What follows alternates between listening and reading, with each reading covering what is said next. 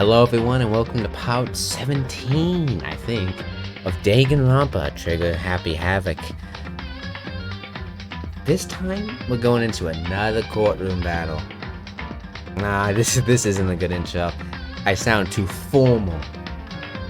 I don't sound formal, and it kind of sounds weird when I do try to act like I'm formal. Maybe I should stop. Make an example of myself, you know? Anyway. Let's go. Before we do that, real quick, I'm just gonna turn down that volume. There we go.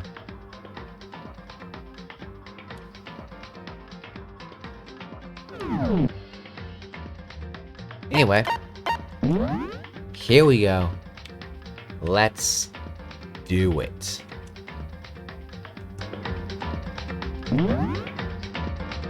Three, two. I don't know what I was doing there. It's kind of strange that this happened 3 times already. Technically 4 now.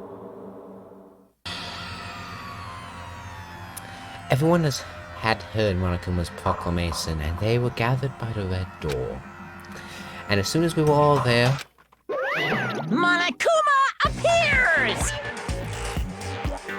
okay, there's 2 of them. I can't do 2 southern accents. He's multiplied. Wrong! No, not multiplication. He just looks that way because of an illusion. Oh my goodness, I need some water. Hey, you can hear more of me complaining about my lack of voice over stuff.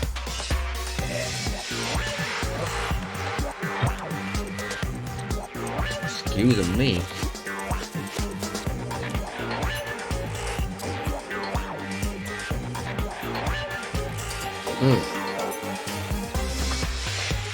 No, not multiplication. It just looks that way because of an illusion. That's better. I'm moving so fast, it only looks like I'm multiplied. Hey, guess what wants to be a Monokuma? And just put like a rod between the 2 of them and you just hit it. That'd be fun. Whew. Can we just get on the elevator already? Boy, tough crowd. You're not playing along, come on. Stop talking. We're not here to play with you. Okay. Okay, fine. Hey! They're the 5th ones here and ready to go. Please board the pain train. Elevator. I guess an elevator is just a train that goes up and down. A really slow one at that. I'll see you guys down there. Let's go. Okay then. Shall we? Please! Hold on. I'm not mentally prepared yet. Still haven't figured out a voice for you. What the heck? Slightly deep, but at the same time, just a bit monotone, because he seems like a really chill guy. That's kind of like the voice I have. I'm like chill, but at the same time, kind of like a little bit mystic. Yeah, you'll never be mentally prepared. You can't run away anymore, hero. You're gonna pay for your sins. Jeez, okay, going a bit harsh. What the heck? I told you already, I didn't do it. For serious. That reminds me. Did you ever find the other costume? Or is there not? Well, no, but... How unfortunate. And it would seem we have our culprit. I mean, I have a note, I just didn't bring it up because I guess I'm a jerk and I want him to suffer. You could just bring up the fact that you have the note. Hey. This isn't a place to talk about it. Save your accusations before we get to the courtroom. That's right. She's right. Let's get down there first. Then the story can really begin. Yeah, good idea. That's right. I have to. I have to do it. I can't let whoever killed Himufi and Taka get away with it. For everyone who's still alive, And for the two that lost their lives.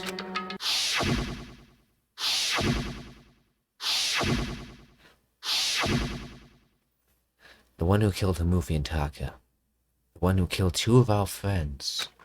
Killers. Someone right here. Honestly, I want to put it past that person on the far right. Just gonna put that out there. Looks awfully sus. Anyway, see ya. I took one last deep breath and exhaled slowly. I began to walk towards the elevator. Once everyone was aboard, the doors closed on their own, and the steel box began to move. Once. The clunking of the elevator kept us company as we fell further and further down. There was no going back. Until we settled all this, we couldn't go anywhere. I'm not sure how long it was before the elevator finally came to a stop. The elevator doors slid open, opening up onto a cruel fate. Oh, it's a nice sweet decoration. When I see all you gathered together like this, I realize just how few of you are left. This school life is slowly reaching the climax. Just the worst. Only because of you. Why? Why are you making us do such cruel things to each other? What? What? You really hit me that much? But I'm so cute! Come on. Stop goofing around and begin the trial. Don't rush me. Of course I'm gonna start it. I would definitely like, stay tuned for the action-packed class trial after this commercial break. Yahoo! I'd never hold out anyone like that. Okay, let's begin.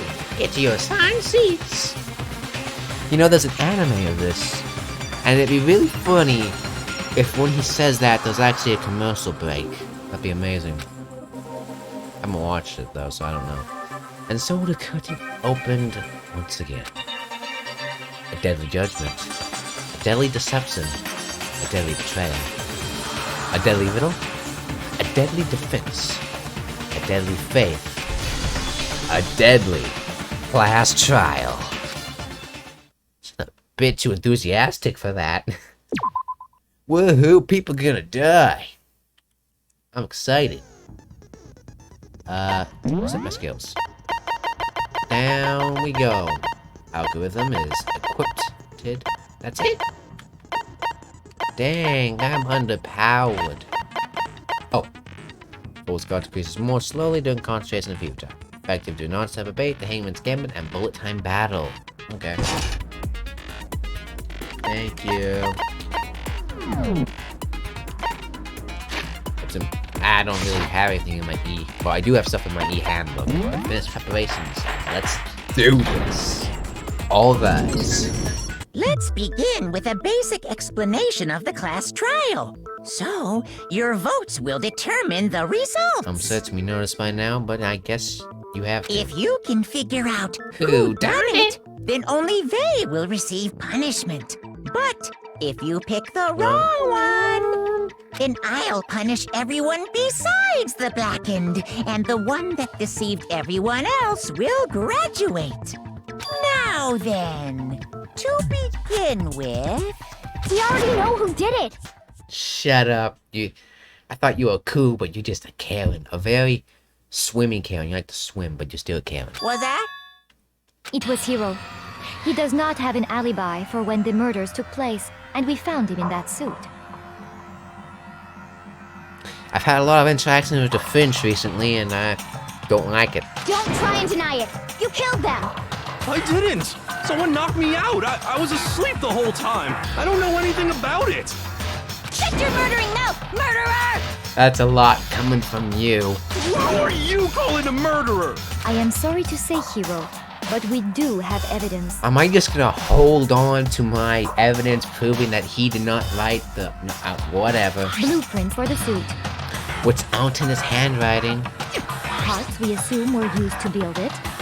And all of it was found in your room.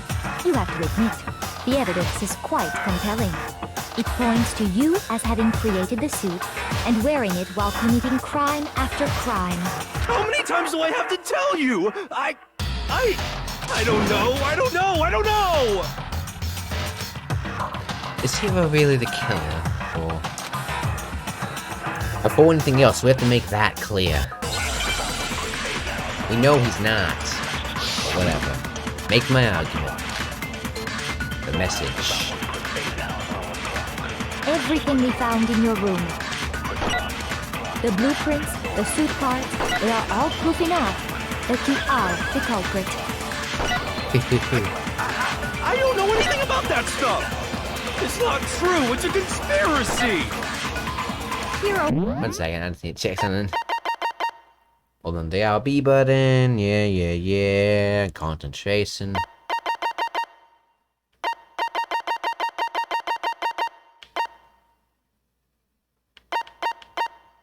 Okay.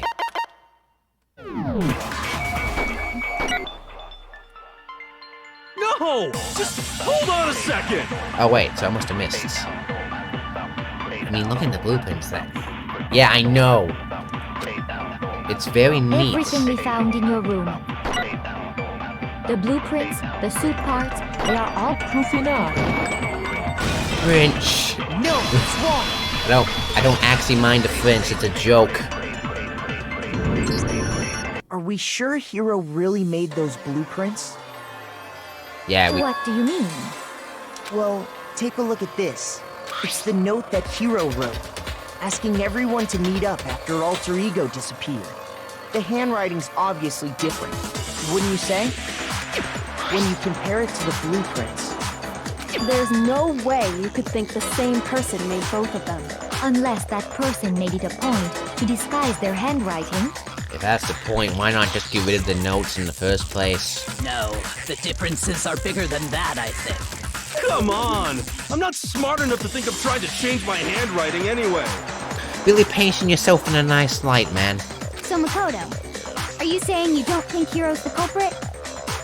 You, I don't know. And he is not the only one. I think Hero is innocent as well.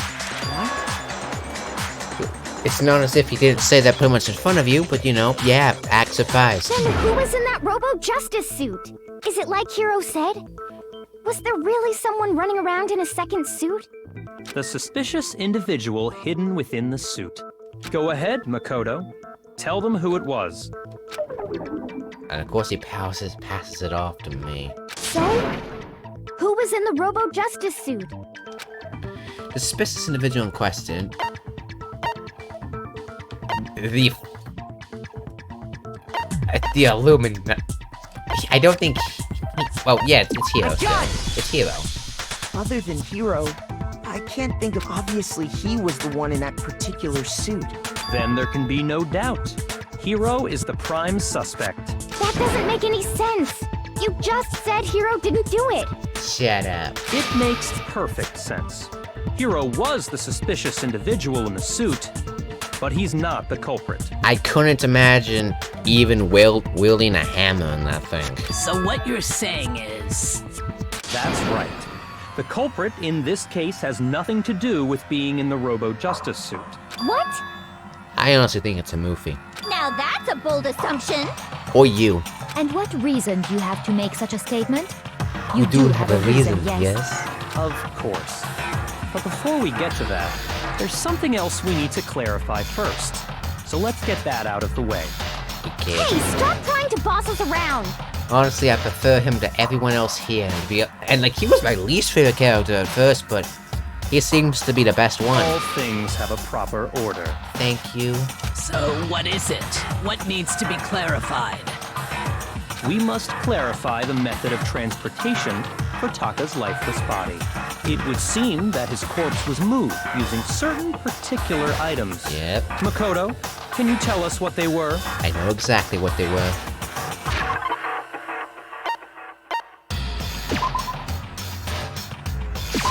A gun! Thank you. There's still one more thing. Yeah, and there's also the top. I got it! There you go. They were a dolly and a tarp, right? Just the yeah. So, let's see if I can explain. Taka's body disappeared from the equipment room. And then we rediscovered it in the repository. And when we found it for the second time, it was wrapped in a blue tarp, right? It was the same tarp that, up until then, was stored in the equipment room. Not to mention the obvious tracks. So the killer must have seen it there, and decided to use it when they moved Taka's body. That way, they wouldn't leave any bloodstains while they were moving it. Okay, that explains the tar. And the dolly? Same thing. I'm sure the dolly was in the equipment room when we first found Taka's body there. Yep. But when the body disappeared, so did the dolly. Later, when Taka's body reappeared in the repository, so did the dolly. In other words, you think they used the dolly to move the body, am I right? But are you sure you are not mistaken? Huh? Are you absolutely positive the dolly was in the equipment room when we found Taka's body? Is it just me, and does she seem a bit suspicious? She's always been questioning everything. And I think she's the only one who's really capable. So... Okay. So here's a theory I got.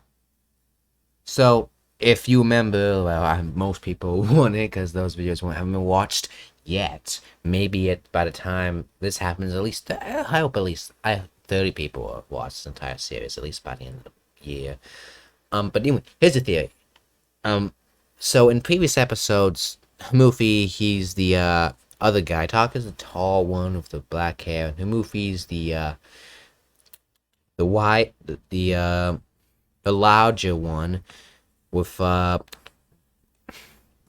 weird hair, I guess. But basically, he is pretty much heads over heels for Miss Finch over here.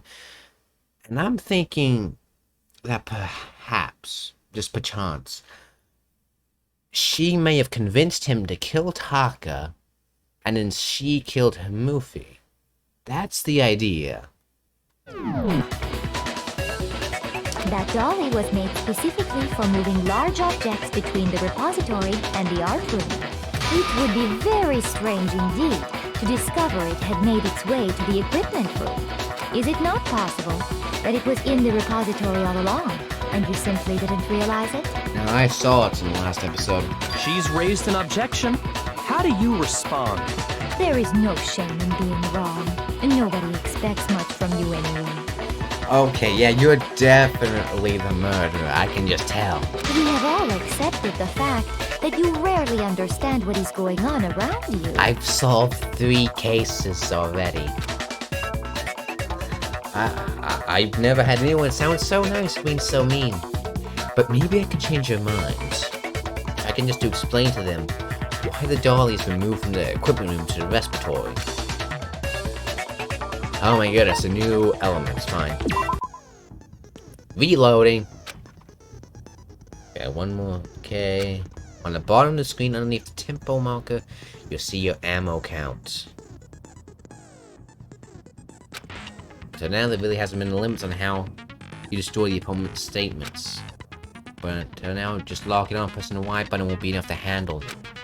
Now it costs you 1 bullet to destroy a single remark. Once you run out of bullets, you can't destroy any more statements, so no matter how locked on you are. However, you can reload by pressing the X button. It's like locking on, you have to press the X button and tie in the tempo marker. Basically, just remember that the X button now has a function. Okay, simple. Nice. Oh, you're actually difficult. Well, it's not a gentle. In which case, you can ignore everything I just said. Good luck and have fun. I will, probably. Oh! You have it wrong! I cannot agree! You are a fool! So pathetic! Lies will get you nowhere! Do your worst! Away with you! You miserable wretch! I cannot agree! You are a fool. Lies will get you nowhere. Do your worst, you miserable wretch! Jeez, why do you have to be so mean? What's wrong? I cannot... 1 second,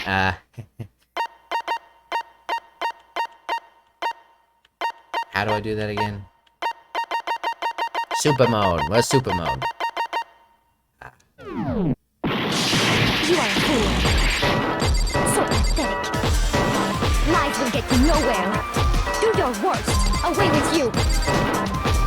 You You jerk. miserable wretch. I cannot agree. You are a fool. Did it. I cannot agree.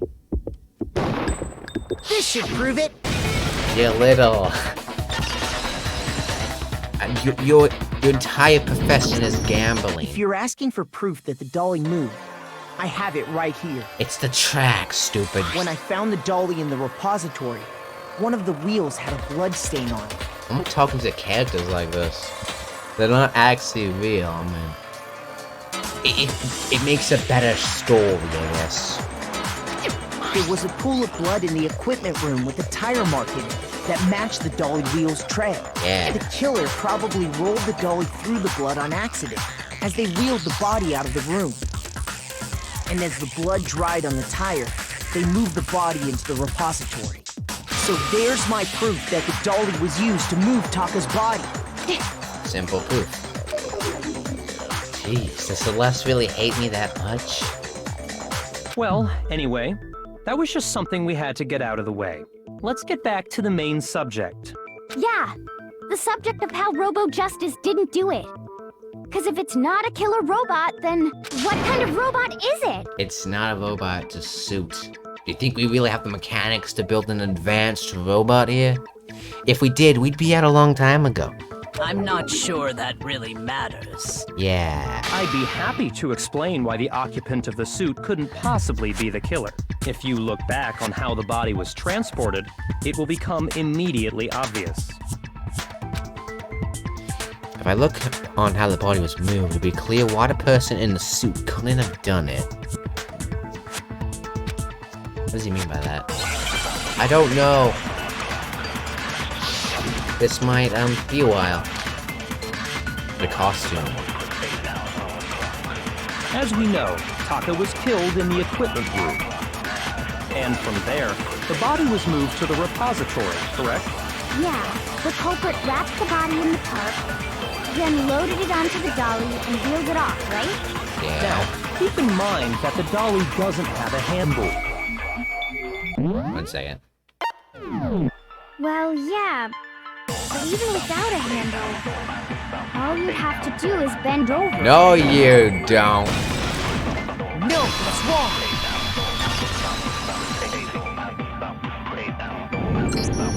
You're absolutely right that you could push a dolly without a handle if you stoop down low.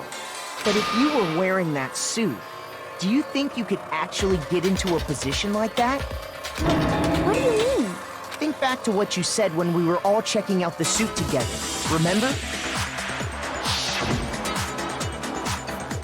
There's a bat in here. It's in my suit at all. I'm surprised you got anywhere on this thing. I'm telling you, it wasn't me. And not to mention, you totally can't bend at the waist. Seems like a pretty obvious oversight. When you're in that suit, not only can you not see your feet, but you can't even bend at the waist. Am I right about that? Now that you mention it, yeah. It seems like it'd be awfully hard to push that dolly if you couldn't bend over. Well, what's to stop you from simply pushing the dolly with your feet? When you can't even see your feet? You really think someone could kick the dolly all that way? Yeah, it'd be totally impossible. Not that I can say for sure myself. On top of that, if you were wearing such a rigid, cumbersome suit, Yeah, you'd take a long while. it's very unlikely you would have the dexterity to go about wrapping the body in a tarp. Well, I mean, isn't that just a matter of taking off the suit when you're ready to move the body? There's absolutely no chance the costume was moved. Just take off by because can't take it off by itself. Also, I'm running out I of don't time. think taking off the suit was an option. If you remember, I don't know what's up with this thing, but I can't actually get it off. A little help. Why would you make something you can't take off by yourself? I didn't make the stupid friggin' thing. There's a clasp on the back that's keeping you from getting it off. It looks pretty sturdy. I don't think you can get it off on your own. We don't really have a choice. Let's help him. That's true. It seems impossible to put the suit on or take it off without help. Yeah, one quick second. Singers. Music is loud.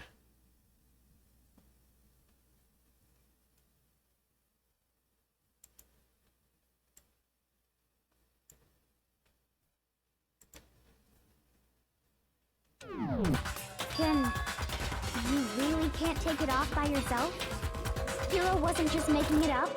Of course I wasn't making it up. if he could have gotten it off by himself, I don't think he would have let us see him wearing it. Showing up in the suit was basically an invitation for everyone to suspect it. Yeah, that's right. So, it's really, really true that Robo Justice couldn't have moved the dolly?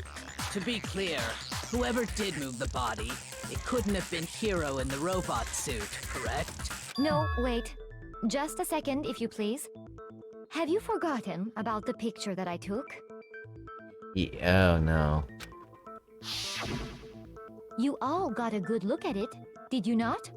The image of Hifumi being dragged away by Robo Justice? If my theory is right about him being just doing this for you, then that means that he obviously posed for this. If whoever was in that suit is not the culprit, how do you explain that?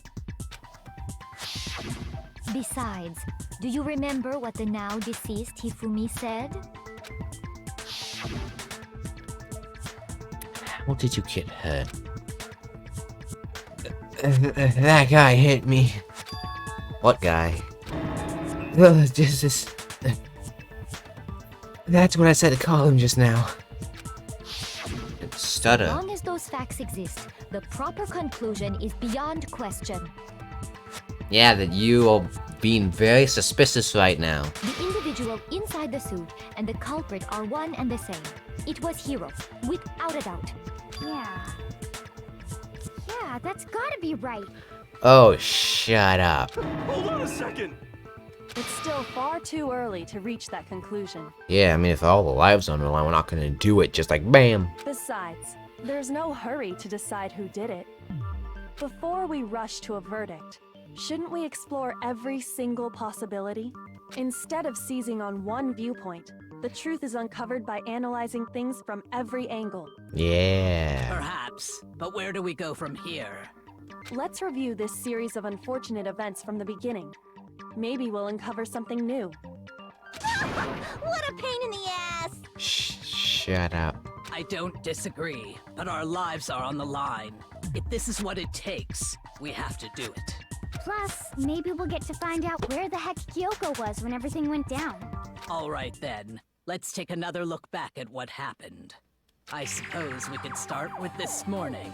4 of us gathered together in the dining hall. Makoto, Hina, Kyoko, and myself. We waited there for quite a while, but nobody else showed up, so we went to look for everyone. That was around 8 a.m. Yeah. And as soon as we split up, Kyoko went missing. Soon after that, Hina found Celeste in the rec room and quickly came to get Makoto and me. It seems I was unconscious for about an hour after I was attacked by my mystery assailant. I know it was an hour because I remember being attacked a little after 7. That was when we saw Celeste's picture and discovered that her assailant had been wearing a strange costume. As it turns out, it was Robo Justice. It also soon became clear that this... Yeah, I don't care. We were soon joined in our search by Byakuya and Toko, and then went on to find Hifumi in the library. He was injured, so we took him to the nurse's office and resumed our search for the suspect. But not long after leaving the nurse's office... What's wrong? I saw a shadow. Something moving at the top of these stairs. When Celeste told us that, we decided to split up and search the second floor. So the second she appeared downstairs, we split up, and right after And that... soon after that, I saw someone moving around on the 3rd floor, and I yelled out to everyone as soon as I did. So that's what's wrong. That was a rather intense scream for someone like you. I saw him, the strange costume man. He ran off as soon as I screamed. I was walking the stairs, so he headed further down to the hallway and disappeared. and then...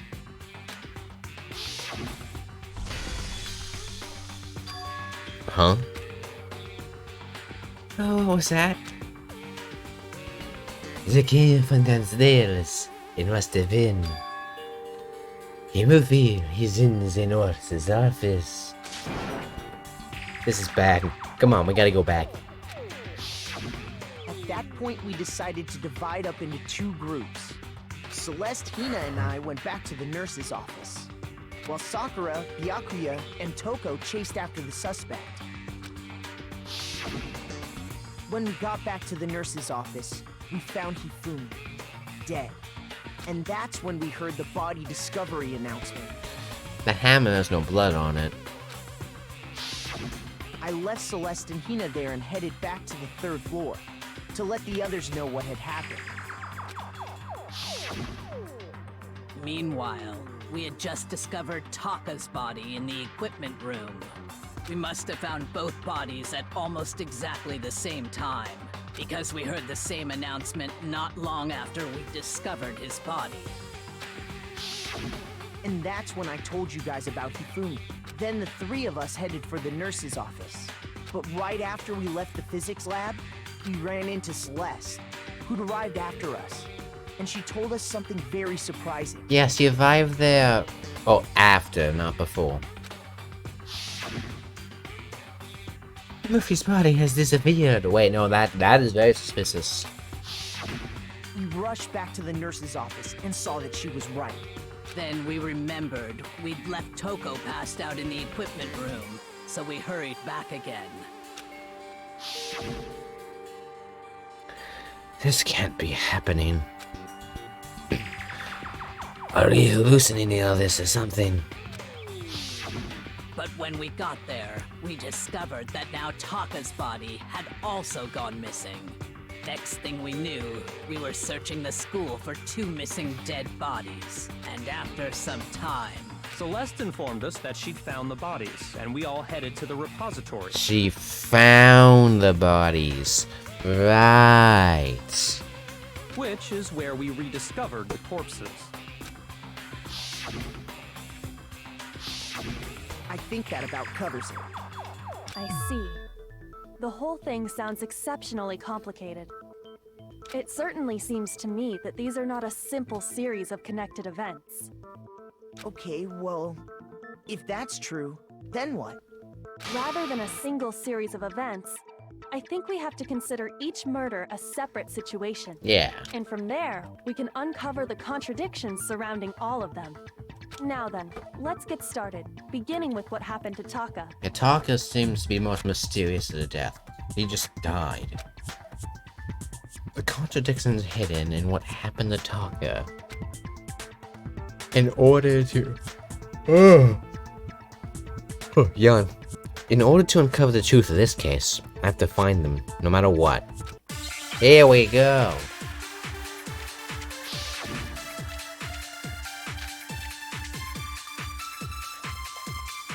So, regarding Taka's death, I wonder if he died before Hifumi.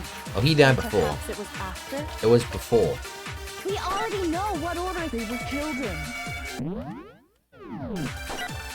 Taka came last.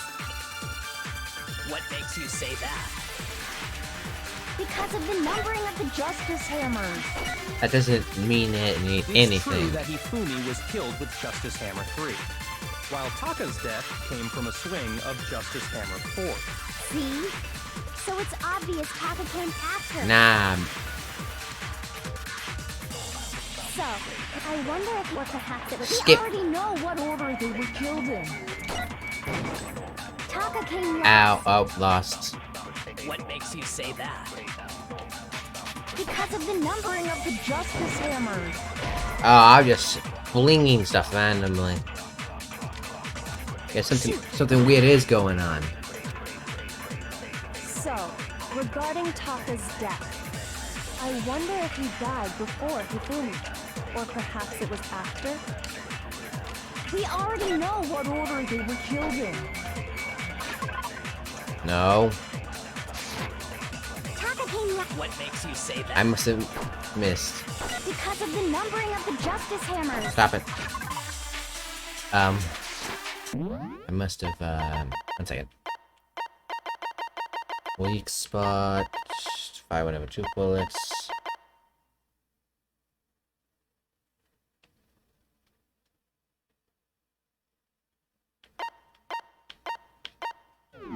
It's true that Hifumi was killed with Justice Hammer 3, While Taka's death... See? So it's obvious Taka came... Shut up. So, regarding I wonder if he died, or perhaps it was after. We already know what order they were killed in. Taka came last. What makes you say that?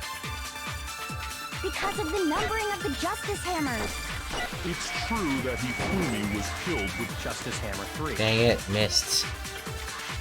while Taka's death came from a... See? But it's only one thing I can do, so I know exactly what to do. So, I wonder if or perhaps it was... We already know what order they were killed in. Taka came last. What makes you say that? Because of the numbering of the Justice Hammer. No, it's wrong. It only took a little bit of trial and error. Hold on. There's no reason to assume that Oh, the yeah, hammers yeah, were no used reason. in the same order as their numbers. And we already know Humufi died later, because he wasn't dead when we found him. If anything, that's just another way the killer tried to disguise their actions. So you're saying the culprit wanted us to think the hammers were used in order, but in reality, Taka was killed before Hifumi? Yeah. Okay then, let's see the proof. How about the fact he was alive in front of your very eyes?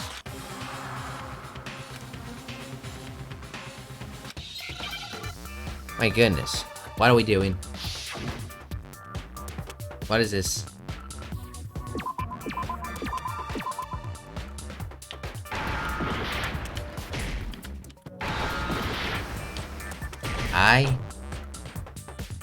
Okay, so...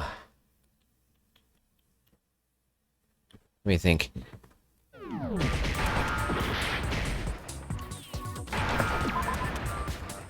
Oh. Shoot. Shut up. I know how this goes.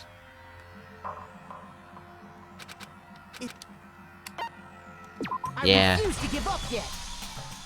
It's really convenient how he just allows me to do this. Yeah. Speedrun. I know how this goes.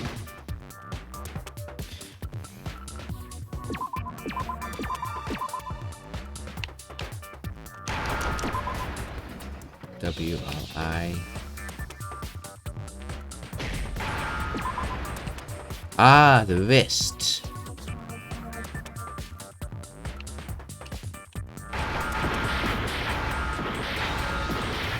Ow, okay, that hurt me a lot. And I'm dead again. At least it's more trial than ever. You know, I would say I'm good at game, but I prefer Phoenix Wright style. You ever play Phoenix Wright after? Sometime after this series. I want to do something small though. I actually have some games saved up. It's what relates to what is time. Wristwatch? Maybe? W. Yeah, maybe.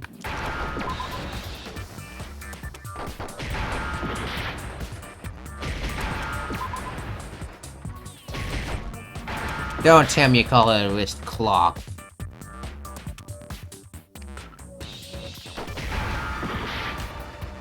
And if it's a...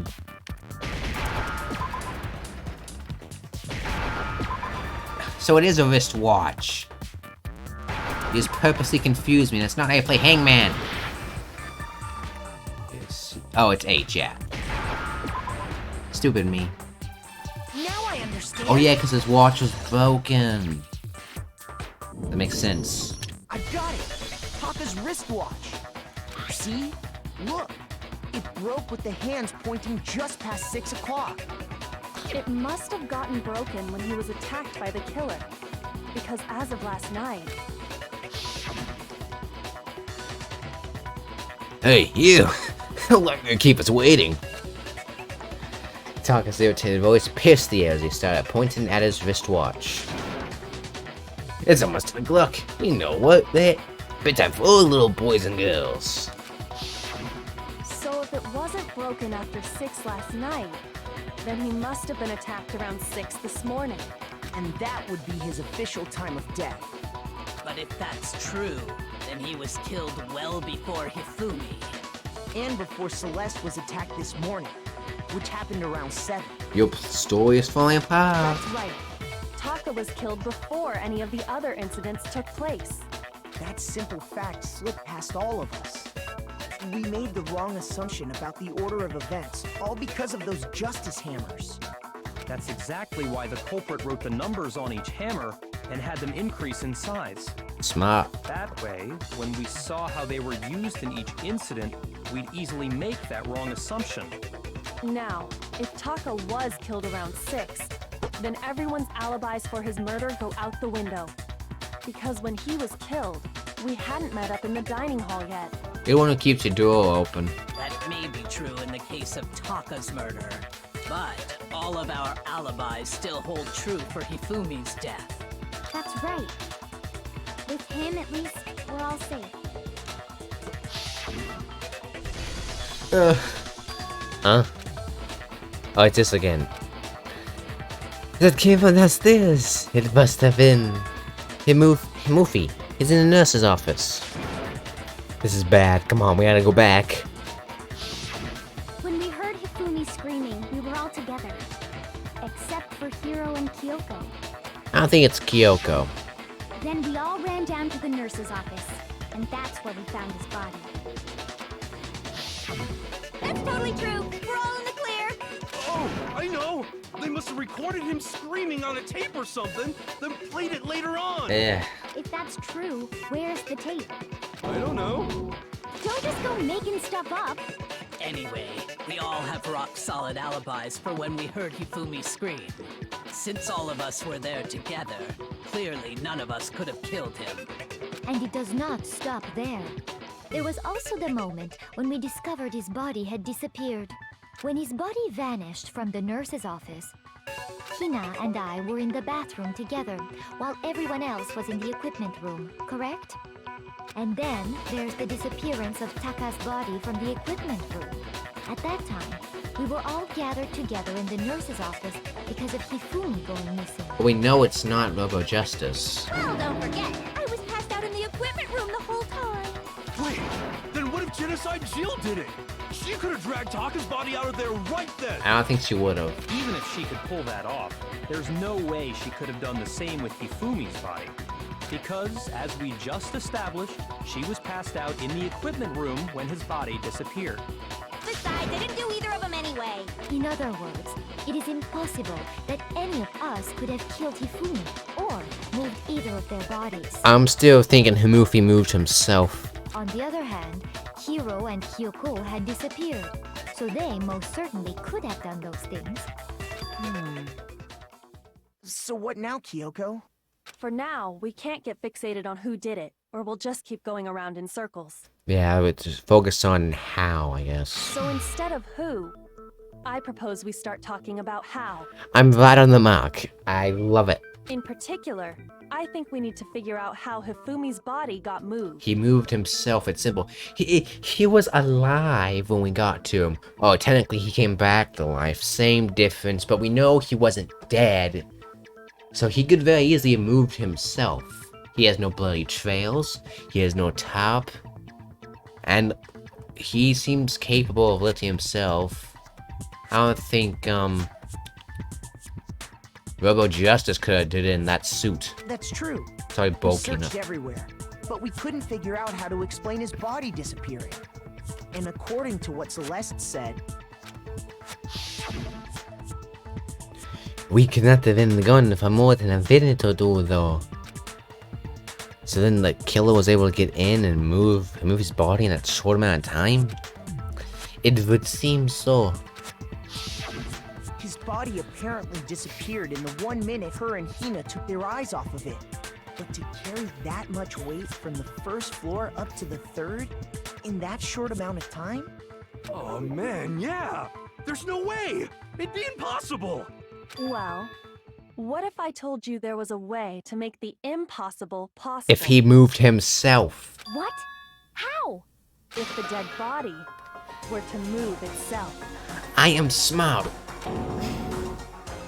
Makoto here, he not so smart. He a bit dull. The dead body moved on its own? You very clearly saw he wasn't dead. No! Not another... ghost! Who you gonna call? I don't think it has anything to do with the occult. I think what she's implying is, we thought Hifumi was dead, but perhaps in reality he was still alive. He was alive? Are you saying Hifumi wasn't carried out of the nurse's office, but simply walked out on his own? But I mean, we found his body. He was dead. Perhaps he was simply playing dead. That it isn't possible. Oh, you are getting cornered. The idea that Hifumi was still alive. Is it really possible? Yes! He was alive right before your eyes. You are extremely dull. Wristwatch. Are you saying that when we first found Hifumi in the nurse's office, there's a chance he was actually Still alive. No, it is impossible. Oh, yeah. Hifumi was dead, without a doubt. And you know that how? Surely you heard the body discovery announcement along with the rest of us. Hifumi's dead body had been found. And that is why the announcement was made. Are we really so sure about that? Maybe the announcement was intended to signal someone else's discovery. I don't know this. No, that's unlocked. Shoot! Ow. Guess I'm not that smart. I make good guesses though. Oh, it wasn't a guess, it was a... Yes. I refuse to give up yet! I like how it just does that. Okay, so it's obviously not, you know... So what does the wristwatch have to do, if anything, is the question. Are you saying that when we first found Hifumi in the nurse's office, there's a chance he was actually still alive? No, it is Hifumi was dead. And you know that how? Surely you heard the body discovery announcement along Hifumi's dead body had been found. And that is why the... Are we really so sure? Maybe the announcement was intended to signal someone else's discovery. Yeah. I know. Are you saying that when we first found him, there's a chance he was actually still alive? I don't think that has anything to It do. is impossible. Hifumi was dead. And you know that... Surely you heard the body discovered. Hifumi's dead body had been found. It never said And Himufi. that Is why the Are we real? Maybe the announcement was intended to signal someone else's Okay, I think I got it. Are you saying that Yeah, when we first yeah, there's yeah. a chance he was actually still... No, I missed it again. Was that, and you know that surely you heard the body Hifumi's dead body had been, and that is why the Maybe the announcement was intended to signal someone else's discovery. Oh wait, I'm sure it was only made once. Two movies talking about discovered at almost exactly the same time.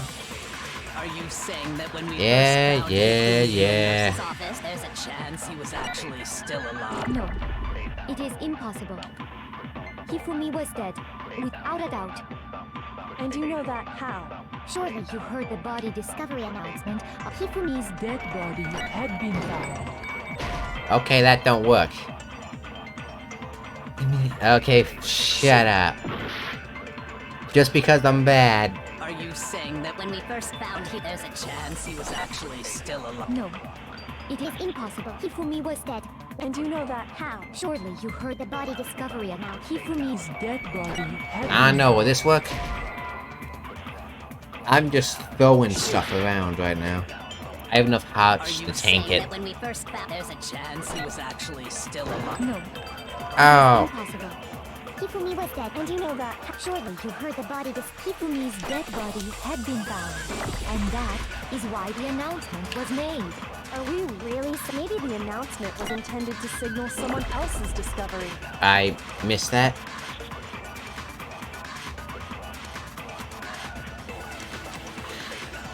Are you saying that when we first found Hifumi in the nurse's office, there's a chance he was actually still alive? No, it is impossible. Hifumi was dead. And you know that how? Surely you heard the body discovery announcement. Hifumi's dead body had been found. Oh, finally. Trial and error.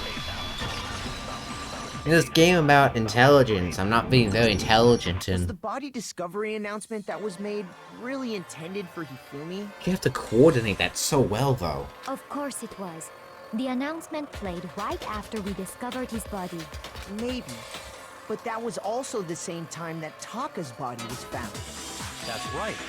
It wasn't long after finding his body that we heard the announcement. So there's a good chance we've made a mistake in there somewhere. I think we've confused whether the announcement was for Hifumi or Taka. First of all, if two bodies had been found, there really should have been two announcements. But we know he wasn't dead. Maybe Monokuma simply got lazy and rolled them together into one. What do you say, Monokuma? Any comment? Well, it's a very sensitive issue, so I can't go into too much detail. But what I can say about the body discovery announcement is that it's only broadcast when 3 or more people find a dead body for the first time. That didn't answer our question, man. We were asking if you're a lazy bum. No, actually, that was plenty. Huh? He said it's only broadcast when a body is discovered for the first time. Which means, even if we find the same body again later, he won't make the announcement again. If that's true, then why was the announcement... Ah. Huh? Later on? Exactly. We heard the body discovery announcement twice. Yeah, the first time it played was when we found each body in Nurse's office and the equipment room. The second time was when both bodies were rediscovered. I got it! We heard it the second time in the repository, when we rediscovered the two bodies. Ding, yeah. A body has been discovered. After a certain amount of time, which you may use however you like, the class trial will begin. It didn't seem weird at the time, but it contradicts what Monokuma just told us, doesn't it? Exactly. If we were actually rediscovering both bodies, the announcement shouldn't have played. And in reality, when the two dead bodies were rediscovered, one of them was actually being discovered for the first time. So, when we found Hifumi the first time in the nurse's office, he wasn't actually dead yet. Meaning, he wasn't actually found dead until we came upon him in the repository. And that's just part of it. There's one other thing that leads me to believe he was still alive in the nurse's office. Oh, I know! Because he was super good at playing dead! Bada bing, bada boom! Good for you. Then That is the worst logic I have ever heard. I have to side with her this time. But honestly, I do not think there's anything that can prove he was still alive. Except for the fact that he was alive. Okay then. And we saw him. Let's take another look at the events surrounding the discovery of his body. Then it should become clear whether he was really alive or not. This whole thing is pointless. Yeah, you're the killer. It has to be proof that Sosumu was still alive. I have to find it and show it to everyone. What evidence I got?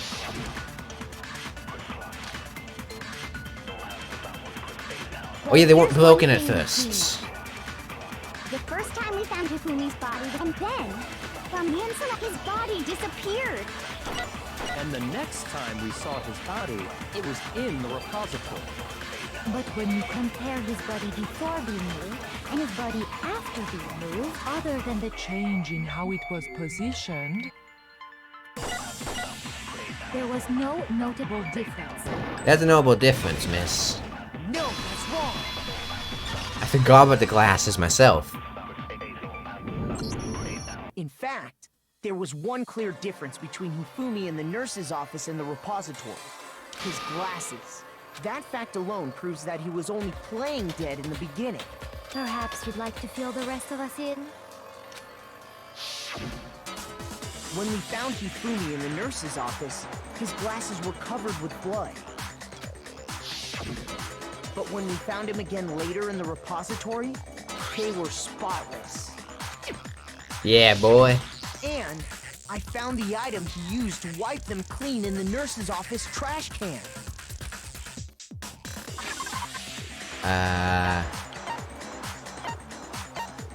One second. There you go. I got it! Oh, are we running out of time for that There's a stuff? glasses cleaning cloth featuring a certain cartoon mascot. One look at the bloodstain on the cloth should make things clear. This piece of cloth was used to wipe Hifumi's glasses clean. And the mascot on the cloth is the same one that's on the digital camera, right? Oh, it's a microfiber for the camera. And whose digital camera was it? Hifumi's, of course. The character was Princess Piggles from Demon Angel Pretty Pudgy Princess, I think. I highly doubt anyone but Hifumi would have brought something like this to school. I see your point. And the only people here who wear glasses are... I wouldn't be caught dead using a tacky piece of garbage like that. Thank you. A few tissues is all I need to keep my glasses clean. Then there's no question. It belonged to Hifumi. So what you're saying is... What exactly? What I'm saying is, the blood on his glasses was wiped away using his own glasses cleaning cloth. Even if that is true, it does not mean he wiped the blood off himself. Why would the killer do it? But who would benefit from a clean pair of glasses other than the glasses owner? That's a good point. And it must have been him, right? So let's assume that Hifumi was still alive in the nurse's office. He pretends to be dead. Then when he's alone, he wipes his glasses clean so he can see. Then he stands up and walks out on his own 2 feet. And with that, the impossible task of moving his copious corpse becomes possible, wouldn't you say? But then, if he was just pretending to be dead, what was with all that blood? Was it paint or something? The fridge in the nurse's office contains packs of blood for emergencies. I never noticed He probably those. used one of those. That's actually really smart of him. He figured if he was gonna play dead, he should go all out, so he just dumped it everywhere! But he got crazy with it and had to wipe his glasses off when he was done! God, what an idiot! And if Hifumi was still alive at that point, the disappearance of Taka's body is easily explained. It should be perfectly obvious who must have moved Taka's corpse. Was Hamufi. I got it! I know it. Only have been Hifumi. While we were all gathered in the nurse's office, he went to the equipment room and took Taka's body. That also explains how the door to the repository got locked. The door was locked? Well, after the bodies disappeared, we all went looking for them, right? So me and Sakura headed for the repository. But when we got there, The door was locked. And the repository door can only be locked from the inside. Which means when Hina and Sakura got to the repository, someone was already inside. And it could only have been Hifumi, who just finished stashing Taka's body there. He convinced us all he was dead, and when he saw his chance, he dragged Taka's body to the repository. Stealthy. So, Hifumi wasn't just another victim in this case. He was one of the assailants. But that means he took part in the murders. I just can't believe it. If you're having trouble, would you like me to show you one more piece of evidence? There's more? Oh, absolutely. The single biggest fact pointing to his involvement has yet to be revealed. You know what I'm talking about, right, Makoto? The item he took off of Taka's lifeless The body? note.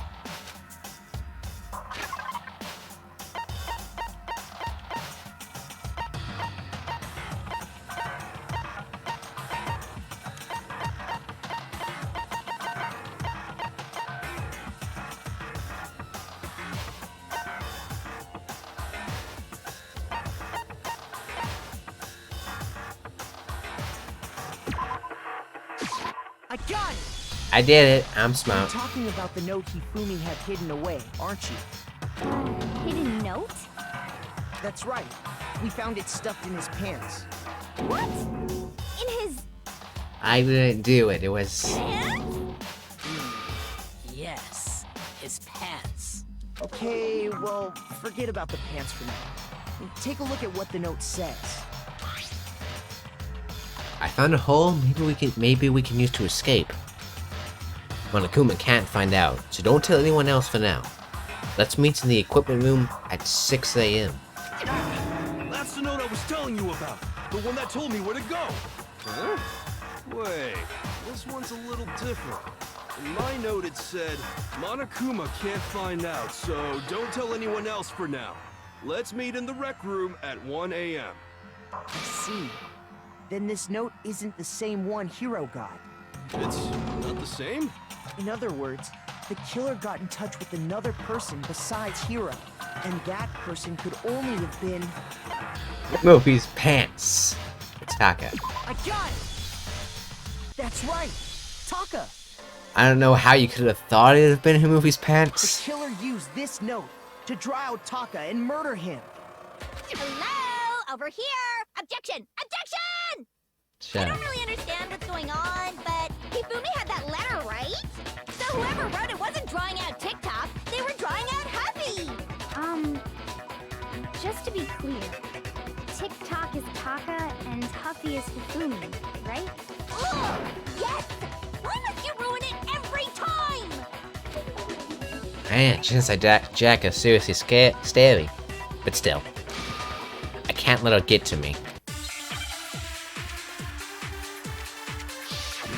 Yeah. Oh, great.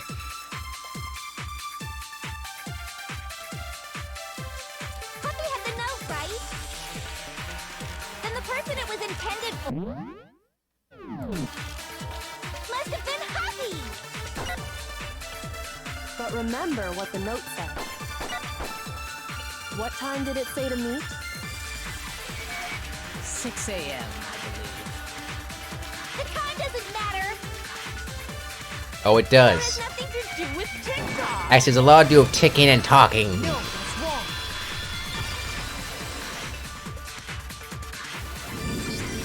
No, there absolutely is a connection. What the hell are you talking about? The note said to meet at 6 a.m., which is the same time Taka was murdered. We've already proven that using his wristwatch. But there's more. Look where the note says to meet.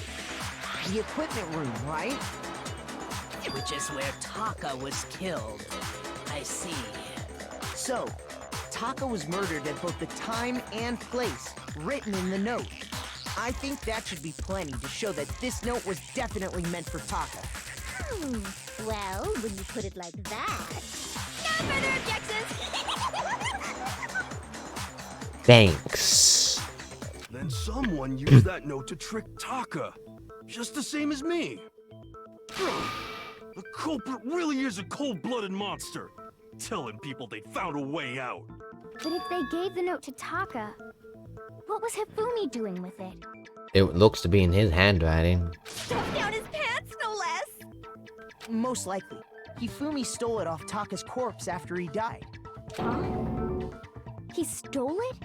Where's your proof? Go ahead, show us. I have it, actually.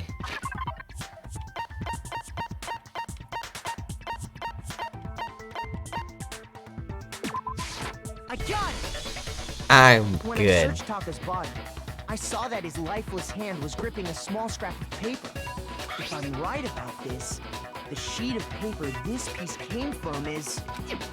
I knew it! It fits perfectly with the note we found hidden on Hifumi. Then Taka's scrap and Hifumi's note. Yup, they're from the same piece of paper. Hifumi had the note meant for Taka, while Taka's corpse still grasped a small piece of that note.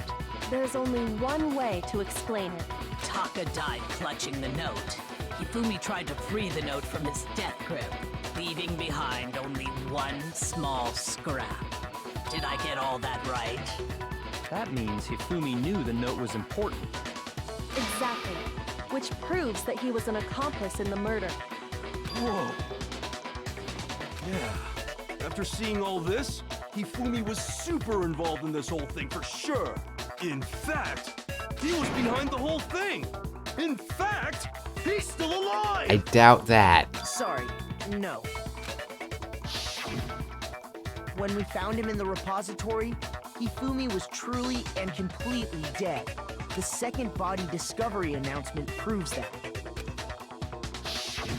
So then, who killed Hifumi? Whoever did is the mastermind, the true killer. He was killed in the repository. So he must have been killed not long after transporting Taka's body. So, he must have been killed after Taka's body vanished, but before we found both bodies in the repository. During that time, we'd all split up and were searching for Taka's missing body. In other words, during that time, none of us have alibis. Wait, but me and Sakura were together. Stop trying to steal the spotlight, you stupid walrus! Who are you calling a walrus? I love rivalries. Anyway, when they were killed bothers me too. But there's something that's been bothering me even more. And what might that be? The weapon they used to kill Hifumi. The weapon? Yeah, because I mean, according to the Monokuma file, the way Taka and Hifumi were killed was almost the same, with them having similar fractures and all. But Justice Hammer 3 and 4 were still laying around in the nurse's office and equipment room, right? So if Hifumi was killed in the repository, the culprit would have had to grab one of the hammers, kill Hifumi, then put the hammer back where they found it. But wouldn't that be seriously risky for him? I'm surprised. It seems there's some semblance of a brain knocking around that skull of yours after all. Hell yeah, it's packed in there good and tight. He's right, though. I don't understand it either. The Monokuma file makes it clear that they were killed using similar instruments.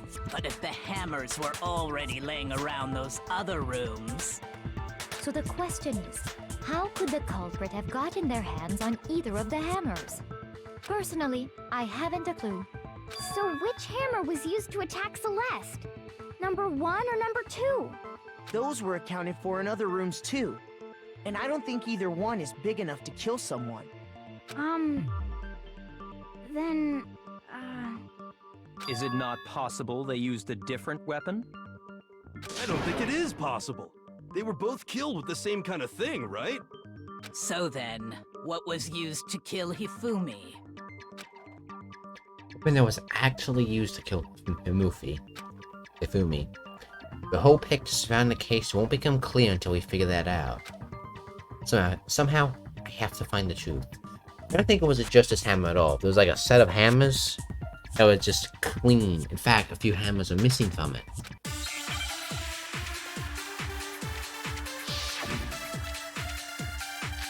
Yeah, that's it. What was used to kill Hifumi? Was it Justice Hammer 3? Maybe Justice Hammer. Well, whatever it was, there's one thing we have to figure out. How was the culprit able to move around so freely with the weapon? How did nobody witness them carrying it? Sounds like a Justice Hammer 5 is about to make its appearance! Check out murdergear.com/hammertime for more info! Well, one thing seems pretty clear. The murder weapon has to be one of the... There we go. No, that's wrong. This is very loud, and I don't know why. The murder weapon wasn't a justice hammer at all. No, it was something completely different. But, seriously? A different weapon? Specifically, a hammer from the repository. The killer could have easily used that to kill Hifumi. Now, all the hammers in the repository were covered in flecks of grit and debris. But for some reason, one of them had been scrubbed clean. Huh? And the reason it had been scrubbed clean was most likely because it was used to commit murder. If the hammer got covered in Hifumi's blood, of course they'd have to clean it off. I'd also like to point out that the repository has all kinds of hammers. Big ones, small ones, and even some flat mallet-like ones. I think whoever made the Justice Hammers used those as a basis for their design. If that's true, that would explain the Monokuma file's note about the wounds being similar. So Hifumi moved Taka's body to the repository, where someone then used a hammer to kill him. And whoever did that is the true killer. The one Hifumi was working with. And the one who betrayed him. Hold on a moment. I still think it's strange to assume someone was working together with him. The way the graduation rule works, there is no benefit to helping someone else carry out a murder. So the idea that anyone would work together like that is simply ludicrous. We talked about this, did we not? Yeah, well, we know he was an accomplice in the first place, so... We did talk about how there wouldn't be any reason for everyone to work together. At least that's what we thought at first, but...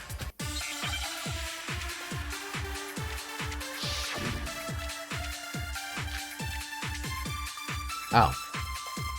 Based on the rules that have been laid out for us, even if more than one person is complicit in the murder, only the one who actually carried out the act can graduate and survive. Assuming the rule holds true, it is simply impossible. Keep that. Work together on this. That is how the rule was explained to us. But that only really applies if there's one murder. Oh. In this case, however, There were 2 murders.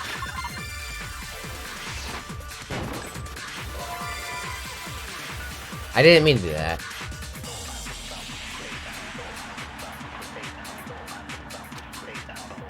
Based on the rules that have been laid out, even if only the one who actually carried out the act, assuming the rule holds true, it is simply impossible. That is how the rule was explained. but that only really applies if there's one murder. In this case, however, there were 2 murders. No, I missed it. Based on the rules, even if more than one, only the one who actually, assuming the rule holds true. That is how the... But that only really applied. In this case, however, there were 2 murders. There we go. Based on the rules that have been laid out, even if more than one, only the one who actually carried out the act, assuming the rule holds true. It's not impossible. No, that's wrong.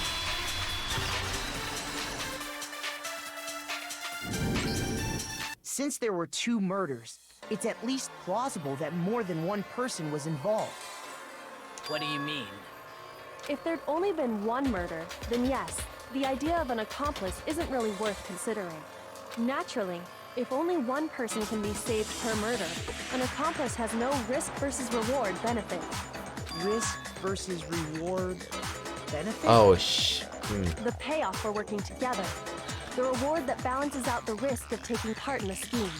There's no point in being someone's accomplice if there's no benefit to you. However, if there were some potential mutual reward for the risk, then cooperation becomes possible. You're saying that 2 people could act as each other's accomplices to commit 2 separate murders.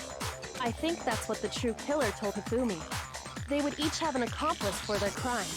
And based on the case's events, Hifumi would have been the first one to act, murdering Taka. They made him carry out the first murder so he couldn't back out of helping them later on. So in this case, there wasn't one single person committing multiple murders. Instead, each person killed someone, creating two separate incidents. And it only looked like one person because that's how the true killer designed it to look. A single suspicious individual, a similar weapon used in each crime, disappearing bodies. By creating one seamless set of circumstances, they made it look like one person was behind it all. The mastermind picked their target and managed to convince him to go along with their plan. Wait 1 second. But Himufi didn't get a risk versus reward type thing. Because there were 2 murders, yes. But one of those was Himufi. The other one was just killed by... Well, one was killed by Himufi, but Himufi was killed by someone else. Unless, of course, it was just a straight betrayal.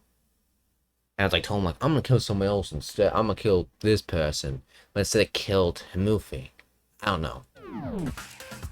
And then, to avoid the no accomplices rule, they simply killed their accomplice. Oh, I guess that works too. Which, if true, means that betraying Hifumi was part of the plan from the very beginning. That's just awful. How could anyone be so cruel? I mean, Himufi was trying to murder someone too, so it's not like, you know. You think so? I can't help but admire its cunning. Still, their choice of accomplice seems odd.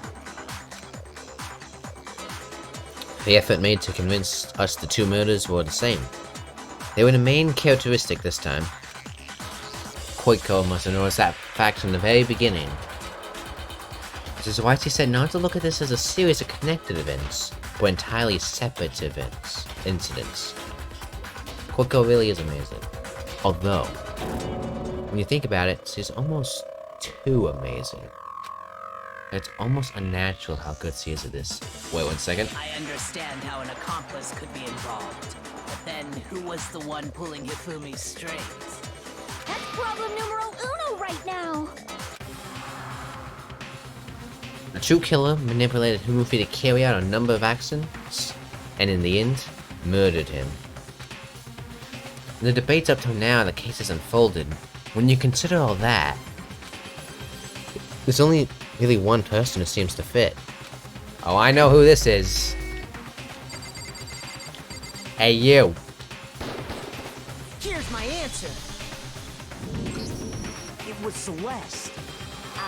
So I'm the suspicious individual now, am I? Come on, he's a big simp for you, so, I mean, he'd work with you, I bet. I really do hate this kind of joke. A joke? I wonder. So what you are saying, then, is that I specifically chose to work together with Hifumi. The idea that I would choose to spend any amount of time interacting with him, that I would go within 10 feet of that Shit for brain-fat, lazy, worthless, goddamn idiot! Pardonnez-moi. Just to be clear, there is evidence to support it. Is that so? It is. Throughout the investigation, there was certain behavior that was common only to the 2 of you. Considering what we've learned so far, it only further proves that the 2 of you were working together.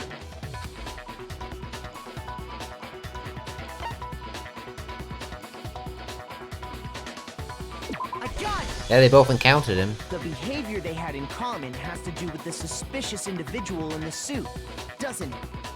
The only ones who ever actually saw Robo-Justice firsthand were Celeste and Hifumi. Shush. The adults are talking now. Okay, fine. Sorry.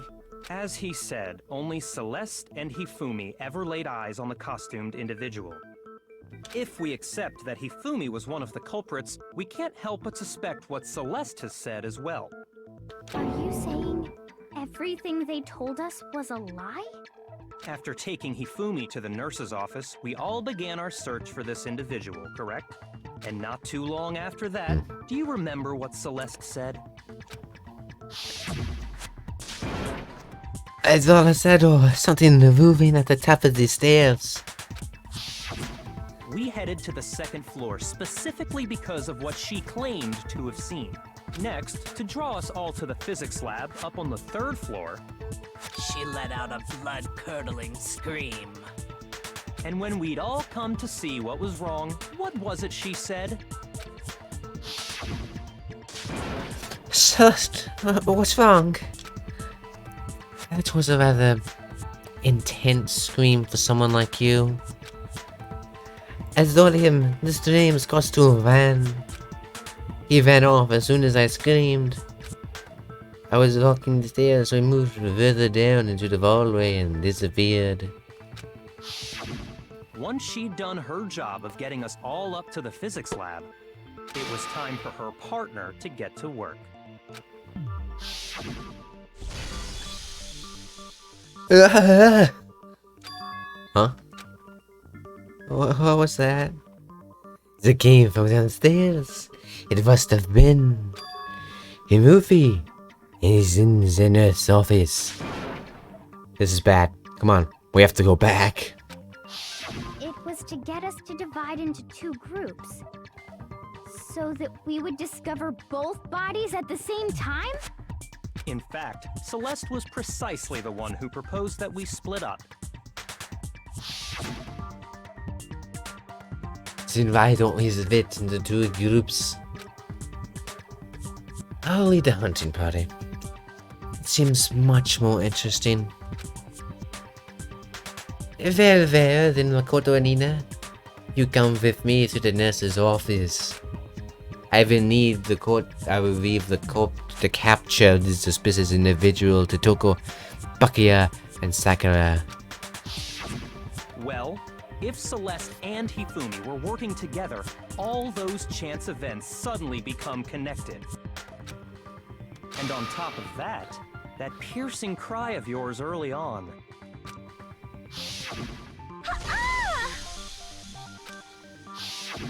That was to signal Hifumi, wasn't it? It was your way of telling him, we're on the third floor, everything's going according to plan. Why else would you let out a scream that could have carried across the sea? I just realized another strange thing. When we found Hifumi in the nurse's office, who we now know was only pretending to be dead. I certainly was not expecting this. I did not imagine that Hirufi would be murdered.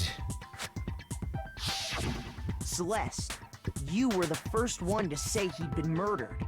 You wanted to make sure we wouldn't have any doubt in our minds. I don't believe it. Everything, the whole thing was one big act. Hina, you were with Celeste when Hifumi's body disappeared, right? Yeah. I was feeling kind of sick, so Celeste took me to the bathroom. Wait, then that was... She wasn't worried about you.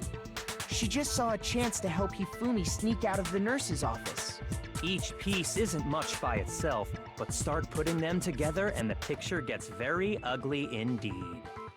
Wouldn't you agree, Celeste? I have no idea what you mean. Don't bother trying to deny it. You made one fatal mistake. Oh, did I? I didn't even catch it myself when you first said it, but looking back, I can say that that one little slip-up was your undoing. What are you talking about? I'm talking about what you said after Hifumi's body disappeared and we returned to the nurse's office. They must really be enjoying this. Enjoying the sight of us stranded around, frightened and confused. We're all going to die here. We're all going to die just like those guys died. Pure. I remember her saying that too, but I don't understand what's so strange about it. Then pay attention. Sakura, Toko, and I were first to discover Taka's body in the equipment room. Then Makoto showed up and told us Hifumi had been killed, so Sakura and I left with Makoto. Once we were in the hall, we ran into Celeste, and the four of us headed to the nurse's office. Now, the entire time we were together, none of us said anything about Taka being dead. Think about it. Celeste's comment doesn't make sense. It was completely out of place. Yeah, I see what you're talking about. Although I don't really get what it means. You hear that, Celeste? Everyone's having some trouble understanding. Could you repeat what you said? If you're really not the culprit, you shouldn't have any problem repeating it, right? 10 seconds. Yeah, we still good. Just checking my recording. Okay, so that Celeste's comment didn't make sense. What is he alluding to? The fact that she said guys when there's only one that was found. All I said was, they must really be enjoying this. Enjoying the sight of us standing around, frightened and We don't need that one. confused. They must be positively elated. We are all going to die here. We are going to die, just like those guys died. And that is all I said. And that's all it takes to finish this. It's obvious, isn't it? What was so strange about Celeste's comment? Okay, fine. Don't expect me to do the work for you. Figure out for yourself why the comment doesn't make sense. Shoot! Okay, fine. All I said, they must really enjoying the sight of us. They must be. We are all going to die. We are going to die, just like those guys died. And that is all I said. And that's all it takes to finish this. What was so strange about Celeste's comment? Yeah, I know. All I said was, they must really be enjoying the sight of us standing around. They must be positive. We are all Going to die here. We are going to die, just like those guys died. Okay, I guess using your own thing against you won't work. I guess I just used the Monokuma file in that They must case. really enjoying the sight of us. They must be. We are all going to. We are going to Die. Just like those guys died. Okay, then. All I said was, they must really be enjoying the sight of us standing around, frightened and They must be positively. We are all going to die. We are going to die, just like those guys. It's obviously a and piece that of is it. all I said. Wait, And that's all it takes to finish this. It's obvious, I know. isn't it? What was so strange about Celeste's comment? I know what was so strange. I knew from the beginning. They must really enjoying. We are already going to die here. We are all going to die. We are going to die, just like those. That's strange, Missy. No, it's wrong. There we go. That's right. There's no reason Celeste should have said, just like those guys died. When she said that, none of us had told her Taka was dead. Exactly. And we didn't run into her until after we were all out in the hall. So there was never any chance for her to have seen his body in the equipment room for herself. So how did you know, Celeste? How did you know more than one person had been killed? And how did you know they were both guys? Oh, wait. Because Kyoko had also disappeared, right? So she could have been dead too. You all have such vivid imaginations. You know that? Imaginations. You claim that I was lying when I told you about the suspicious person I saw. Then what about the picture I took? How do you explain this picture of the costumed villain dragging Hifumi away? It has to be some kind of setup, right? So let's put the suit on. And then she used the camera's timer to set up the picture. Have you so quickly forgotten? You are the only one who could have possibly fit into that suit. Plus, I happen to know that this particular camera does not have a timer. In other words, it is an unassailable fact that this is a picture of Hifumi being dragged away. If everything I told you was a lie, how can this picture exist? Simple. Are we sure that's really a picture of the suspect dragging Hifumi away? What could you possibly mean by that? Surely there are other explanations than the one you've offered up. No, there is no other explanation. It could be the suit falling on him.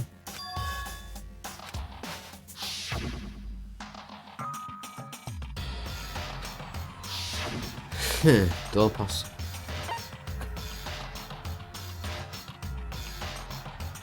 I've been drinking.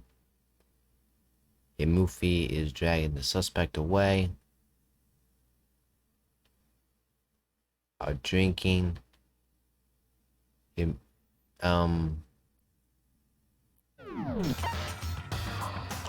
got it! Hey, it works. I did it. It's not a picture of the suspect dragging Hifumi away. Oh yeah, because he stuffed him in the suit. I would say it's a picture of Hifumi dragging the suspect away. That's certainly within the realm of possibility.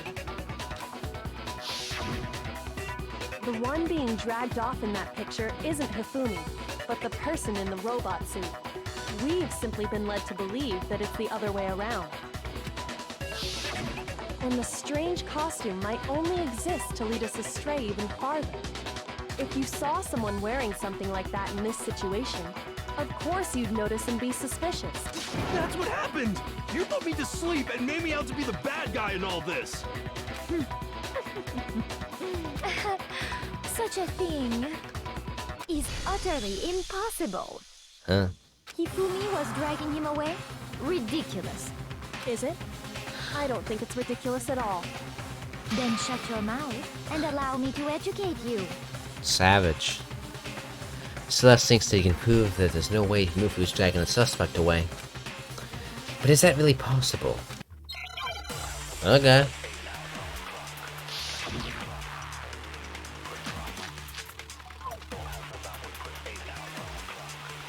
You dressed me up in that suit after I passed out!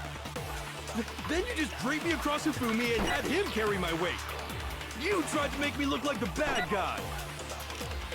Like I said, ridiculous. As you can see in the picture, the suspect is standing perfectly upright. If the person inside the suit was unconscious, there's no way they could stand up straight like that. The blueprints? No. Okay, I was thinking the blueprints might have had something to do with that. You dressed me up in that suit after I... Then you just draped me across Hifumi. You tried to make me look like the bad guy! Like I said, as you can see in the picture, the suspect is standing perfect. If the person inside the suit was unconscious, there's no way they could stand up straight like that. Then the fortune-telling idiot is the culprit after all! No way! Oh, got an achievement. If I remember right, Hina says he couldn't bend at the waist. You dressed me up in that suit after I passed out!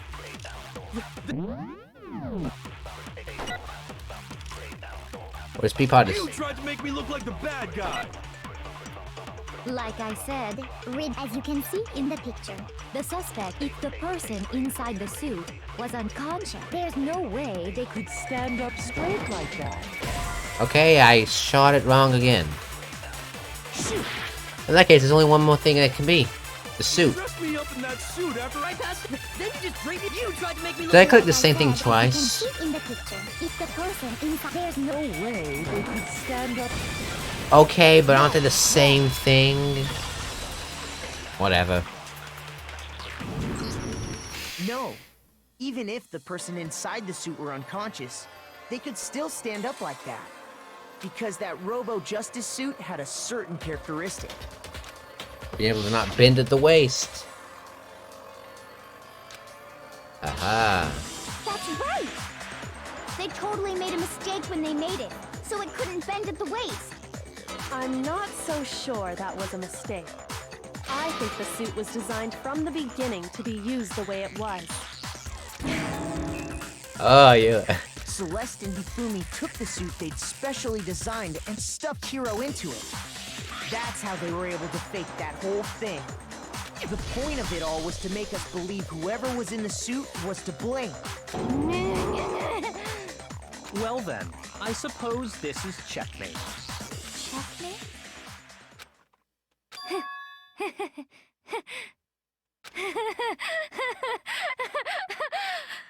Don't make me laugh, you idiot! What do you mean, checkmate? Celeste? Clearly, you want to cram me into your little guilty box. Well, there's one little problem. Have you already forgotten what Hifumi told us as he lay dying?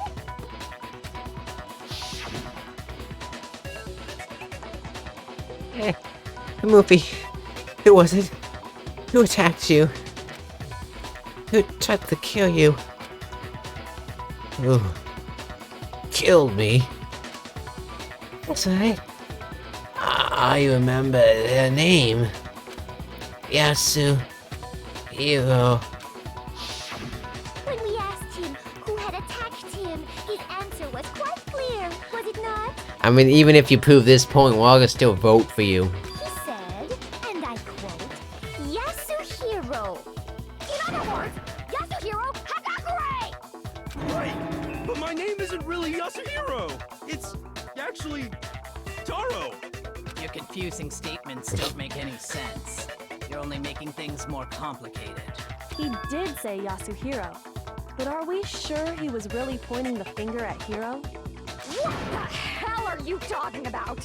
I'll burn you alive! Violet much? Kyoko, what do you mean by that? Think back to how Hifumi used to talk to us. How did he refer to each of us?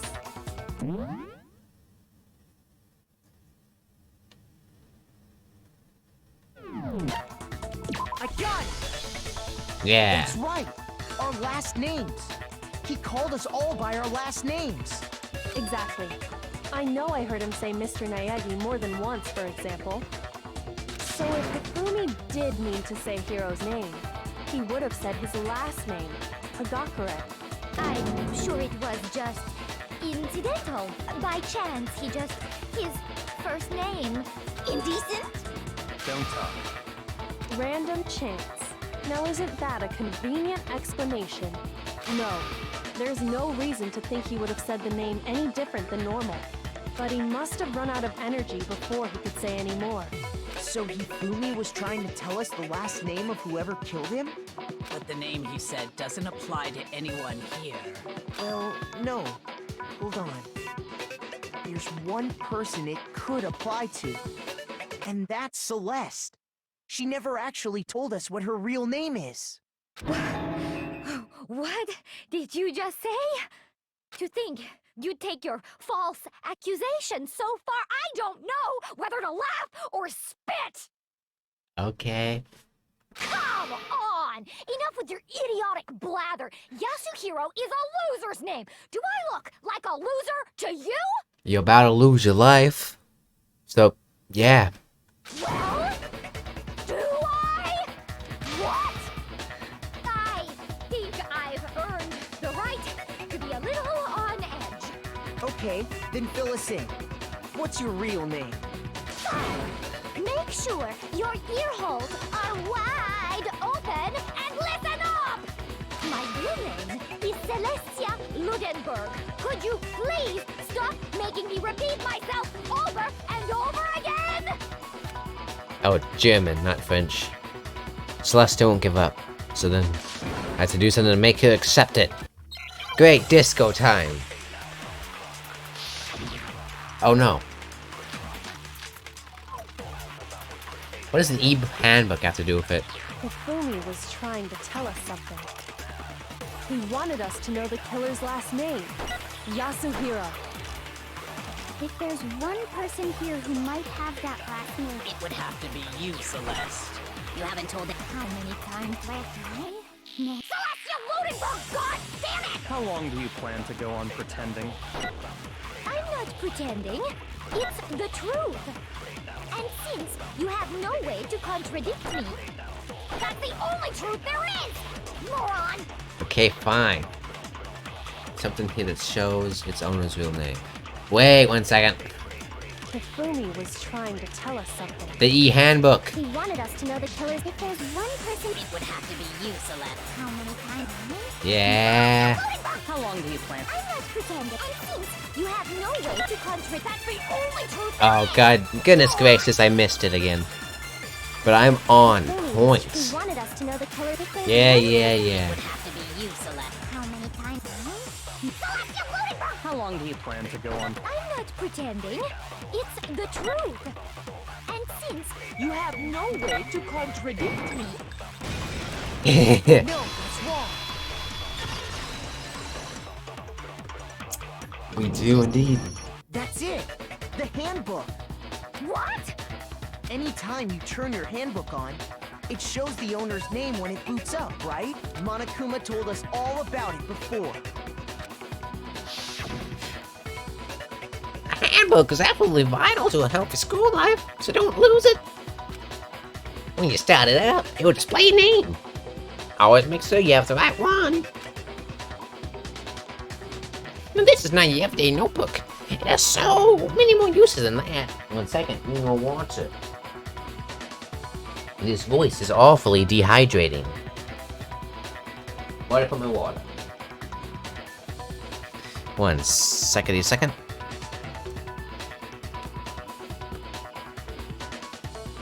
Okay, found it. So all we have to do is check her handbook, and that'll clear up everything. That's how we can find out Celeste's real name.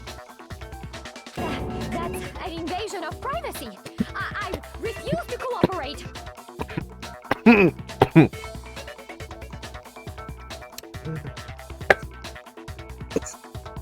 Sorry. Oh my goodness. So, sorry about that. Short of breath for some odd reason. Celeste, can you please just tell us what really happened? Please, just tell us. Even when I'm put in check, it's just my nature not to give up. Because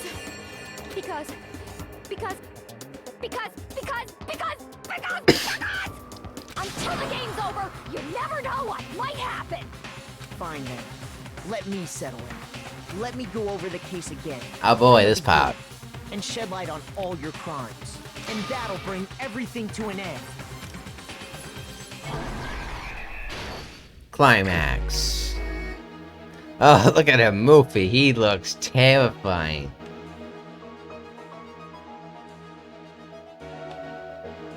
So they were, you know, meeting up. That's... Oh, wait. That poster has nothing to do with it.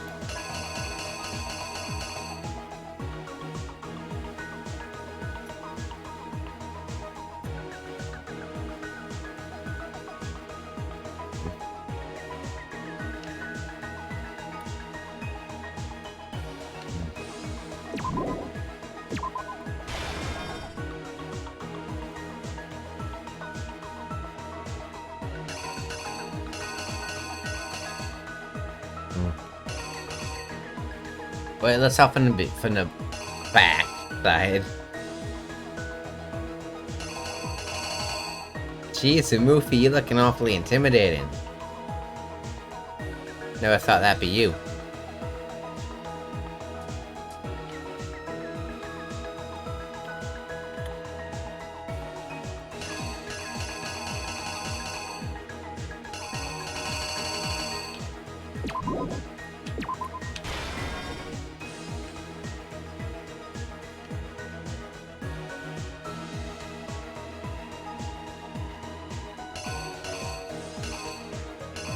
Yeah, the ball has nothing to do with it. The ball was like in the last case.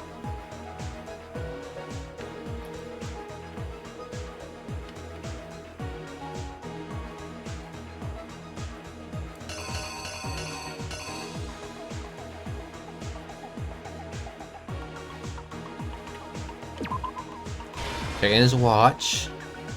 You swing.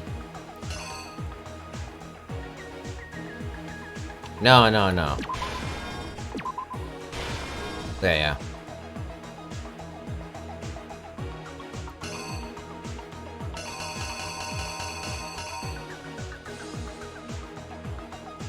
Okay, so that is the Justice 4 hammer. So we can assume that's the one he was using.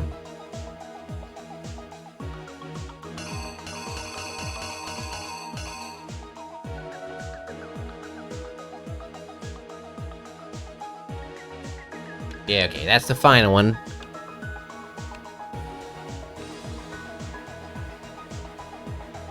Oh yes, and wanted to meet him at 1.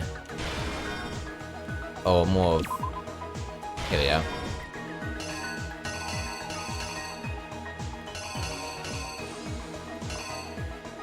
I don't know what chips would have to do with it. So, he come in.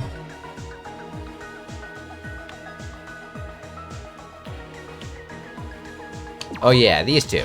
Shaking hands.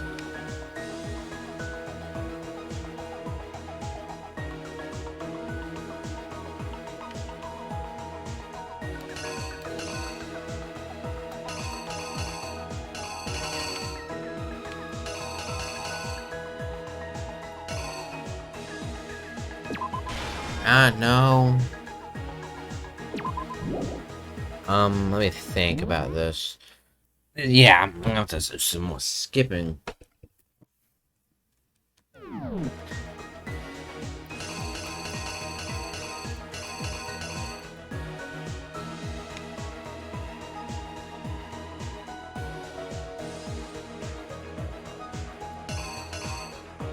Yeah, this time it was spotless.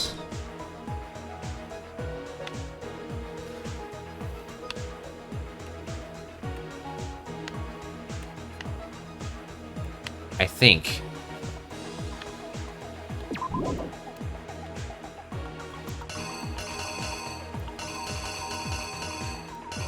Well, let's, at the very least, fill this in.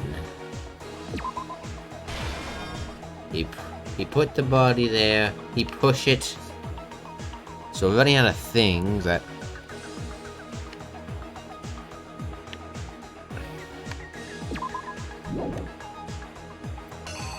Yeah, chips obviously had nothing to do with it. So if I'm gonna assume anything, it'll be the Justice Hammer 3.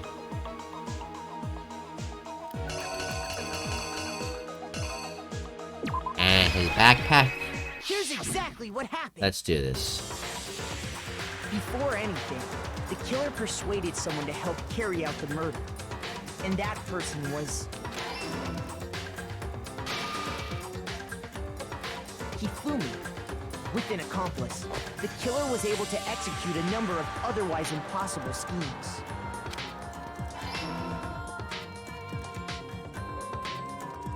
Yeah? First, they convinced someone to meet them in the rec room last night at 1 in the morning. That someone they met with was Hiro. The murderous duo intended to pass Hiro off as the prime suspect. So when they met up with him, they drugged him, knocked him out, and stuffed him into the Robo-Justice suit.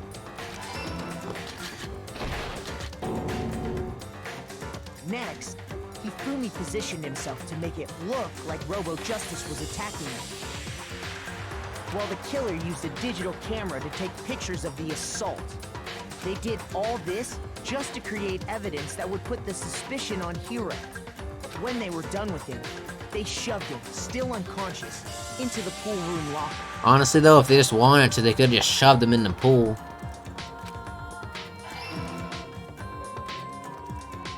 And then finally, at 6 a.m., they moved into the murder phase of their plan. They called Taka to the equipment room.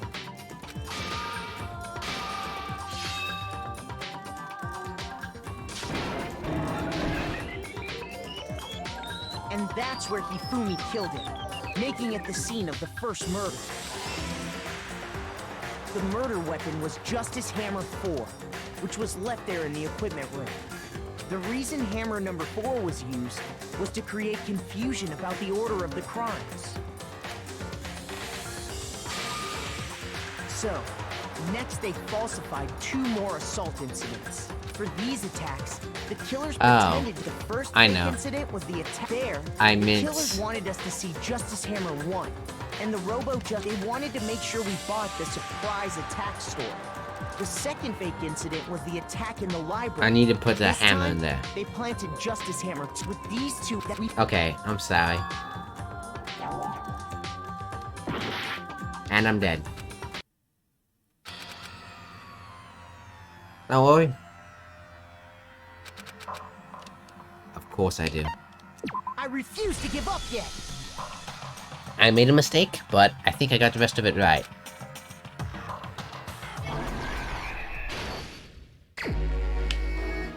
Okay, so we know how this out, that went. And we're like 1 o'clock.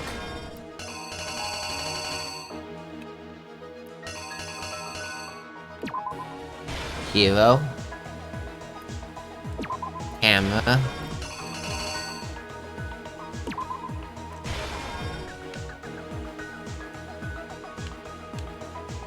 Justice Hammer 4, because that's the one you obviously see used. Justice Hammer 2, which wasn't covered in blood at the time.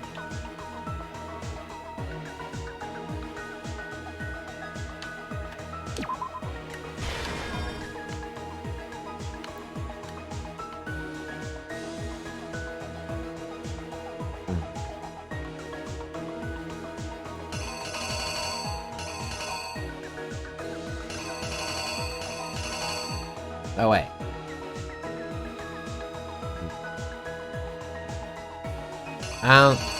What goes here? Oh yeah, this obviously goes here. And wooden hammer goes there. Oh yeah. This be Justice Hammer 3. The killer is you. Wanna skip this real quick? Because we already heard it, and this episode's getting pretty long as is. Drugged by demonic Humufi.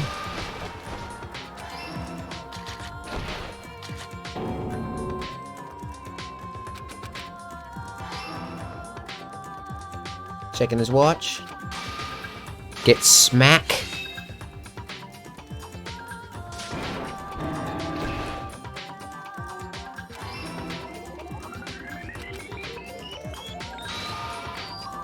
Okay. What is, yeah. The first fake incident was the attack in the rec room. There, the killers wanted us to see Justice Hammer 1, and the Robo-Justice pictures they'd taken. They wanted to make sure we bought the surprise attack story. The second fake incident was the attack in the library. This time, they planted Justice Hammer 2, and an injured Hifumi, to sell us that story. With these 2 incidents, the killers were able to create a certain preconception in our minds that the suspect was increasing the size of the hammers and attacking people in order as they did. I mean, I can't deny it's smart. We fell right into their trap and started looking for the suspect based on that. But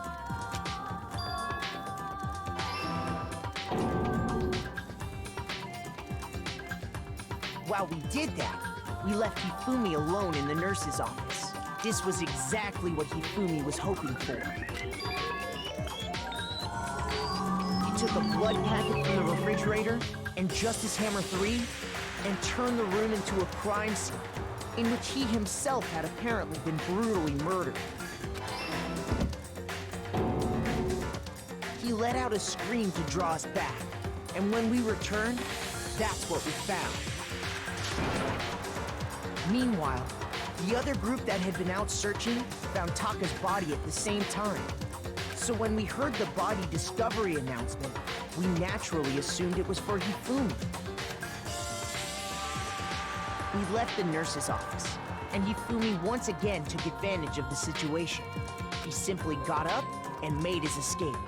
When we learned his body had disappeared, we all rushed back to the nurse's office, and once again, Hifumi had the chance he was waiting for. This time, he snuck into the equipment room.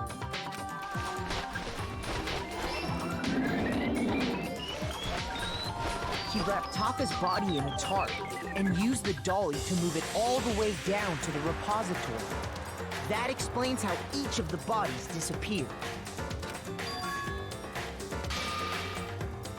But even Hifumi didn't know what the true killer had in mind for their final act.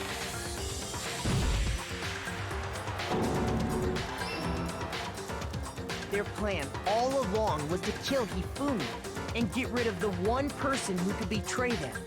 And they did it using an ordinary, everyday hammer from the repository. That should cover everything that happened in this case.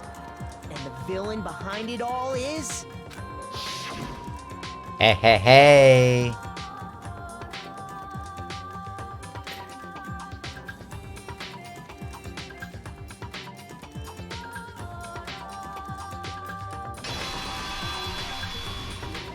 Celeste! Sorry, you lose. One gamble you couldn't win. I lost? When was the last time I was forced to utter such words? Don't worry, it'll be the last time. They hang heavy around my neck. Then you admit it? You're the killer? Listen to you, trying to take charge, as if you're my private instructor. I, Celestia Ludenberg. Actually, no. Taiko Yasuhiro is fine. Taiko? So, you finally accepted it. I'm the kind of person, once I've lost, I don't like things to drag on. Interesting.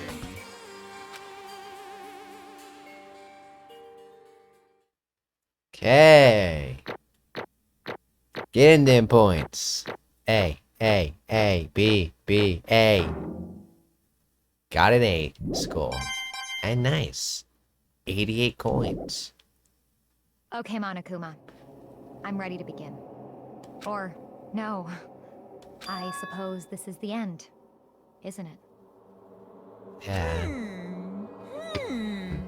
It is indeed the moment we've all been waiting for. Time to vote, okay? Okay. If you would, please locate your lever and cast your vote. And when the votes are tallied, who will become the blackened? Will you make the right choice or the dreadfully wrong one? What's it gonna be? What's it gonna be?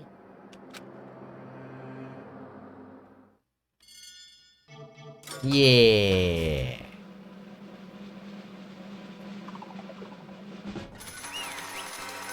Woohoo! You win! See? You didn't lose for the last time. You won your last time. It's basically a formality at this point. But once again, you're totally correct. The blackened this time, the true killer who devised the whole stinking scheme was... Celestia Ludenberg, or more precisely, Taiko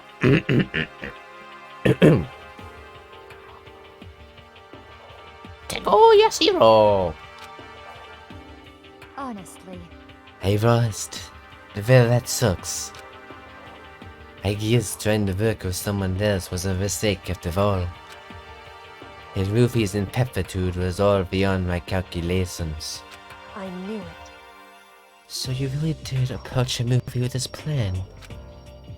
But how did you get him to agree? I can't imagine he would have happily agreed to commit murder. I'm sure she relied on her specialty. Lying. My specialty? Don't make me laugh. I didn't have to lie to get him to agree. So then... The use, you know. I knew he'd figured it out quicker. You're absolutely right. To get the movie to act as my accomplice, Indeed. I used the. For everyone who's still left, I won't avoid mentioning it by name, but it was the one thing Kamufi and Taka were both super into. Is he talking about alter ego? We found oh, him up them. I'm just gonna use them still. Say what? It's a robot, so it don't matter actually. What? What? What are you talking about? Just a second. Don't interrupt. We're in the middle of a very important conversation here. I'm totally out of the loop, as usual. How sad. In other words, Then you're the one who stole it. Indeed. That's right. I see. And you used it to drag Luffy into the plan you'd come up with. Right again. Last night, after we had a meeting how it had disappeared, I paid Luffy a little visit. Oh, what are you doing here? Also, nice figures you got everywhere, I guess. Actually, I was hoping I could talk to you, Avon. It's about what was stolen. I know who did it. What? are you okay with this? It was Taka. He stole it. What? So then, And I have proof. Would you like to see it? As it turned out, I found a use for the digital camera. I taken you know what from Taka's room earlier, took pictures of it there. I deleted the pictures as soon as I saw it into the movie, of course. Damnation! Yes, so it was him. How'd he do it? She was supposed to yell if he just got close to her. You are correct, which is why Vaka forced me to steal it. Say what? as for me, Please forgive me. He threatened me. Oh, He did. as for me, He came into my room that night unannounced, and then, without me to even say, he abused me. what? And then he took pictures. He said if I did not do this as he asked, he would show them to everyone. So, I've had no choice. Damnation! That's a crime. An absolute crime. I mean, he's going a little crazy, but Say what? I never imagined he'd go that far. It was amazing how he completely bought it. Ugh. I can't express how enjoyable that was. I'm about to say something I've never said before in my life. Completely unforgivable! I'm gonna kill him. Would you kill him? most unfortunate. Wait, please. If you go now, you'll be thrown right into his hands. Huh? Actually, Heck is planning to use to escape. And he's made you his target. What? Escape. You don't mean... Taka is going to try to kill you. indeed. And so he can keep it all to himself. This is unforgivable! Bruh. Completely unforgivable! Honestly, Can we allow him to continue with these barbaric acts? Absolutely not. How could I? She... I swear, I will save her! I have to save her! actually, Then, would you like to join with me? It just so happens I have come up with a plan. I have realized the way to the king what is stolen, and is escaped this dreadful school. With that, it is complete. What are you talking about? Oh, nothing. Damn it. Timothy Legide had a second thought. The effect that item had on him was remarkable. Power of love. Even if love as twisted as that could still drive people mad, it would seem. You disgust me. I see. I have another question for you. Was that strange costume Timothy's creation? Indeed. There, it was a real pain in the butt too. All I asked him was to make something that varied the face and general body size. I've had no idea he'd make something like that, but it's my fault for picking him in the first place. But So, why is guy make me a suspect? Because you were stupid. That's it. Let's see. And that's a good I made the right choice. I'm so glad your stupidity surpassed my family expectation. Life must have been tough on the parents though. I feel like I could cry. Well, But when you were explaining your plan to Himupi, how did you explain the part about him playing dead? What he's asking is, what was Himupi supposed to do? What was Himupi supposed to do after that? Assuming you had actually let him live. Are you okay with this? Is that simple? After we did his part and pretend to be dead, once someone showed up. I told him to say he was seriously wounded. He was on the verge of death, but it just barely held on. And he really believed that? Well, of course, that wasn't all there was to it. As I explained to Mufi, the plan was. If you were all questioning him about what had happened to him, I was going to murder someone else. At that point, Mufi would have an alibi so nobody could doubt him. I told him that and he believed it. It all seems very straightforward. Stereotypical. I just meant to lie to deliver the opponent. In fact, Mufi ate it up. He believed the lie wholeheartedly, right up until the moment of his death. so in the end, So you had planned to kill him all along? But of course. There had been no point to my plan if the one who pretended to be dead did not end up dead himself. What the heck? How could human life mean so little to you? Well, That's a non-issue. I simply did everything in my power to win. don't be mean. Now you sound like Brock here. I wonder about that. No. He deserves his pleasure from the field of the hunt. He derives his pleasure from the field of the hunt. In that aspect, we are nothing alike. Why? Then, what made you take things this far? What the heck?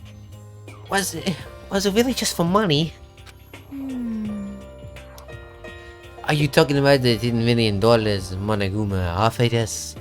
That is a lot of money, it's true. But that's not how there is to it.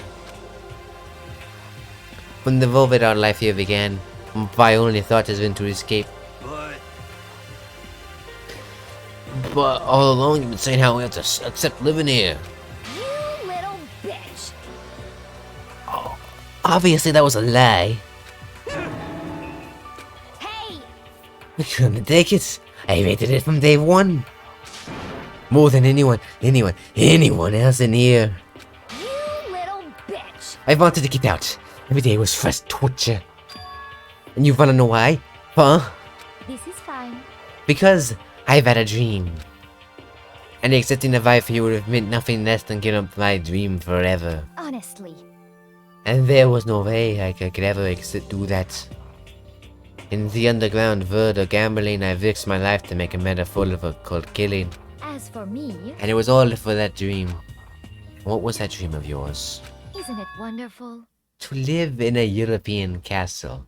Okay, those are pretty sweet. You know, it makes sense now. A castle. And together handsome men from all over the world are seen as my mother's slash bodyguards. You look like such an antagonist. I mean, you are an antagonist in this particular case, but you look like some really interesting protagonist. I was gonna make them vest up like vampires and satisfy by every need. Once I've obtained that, I would have created a perfectly aesthetic world of decadence. This is fine. Living the rest of my life there was my only dream, my only goal. That's what life is all about. Combined with my own winnings, Monokuma $10 million would have made that a dream a reality. Honestly though, the castle sounds pretty sweet. I don't know about all the butlers. Like, do you need that many? I guess whatever. I got right to the edge, but There is nothing to be done. unfortunately my dream has been scattered to the wind.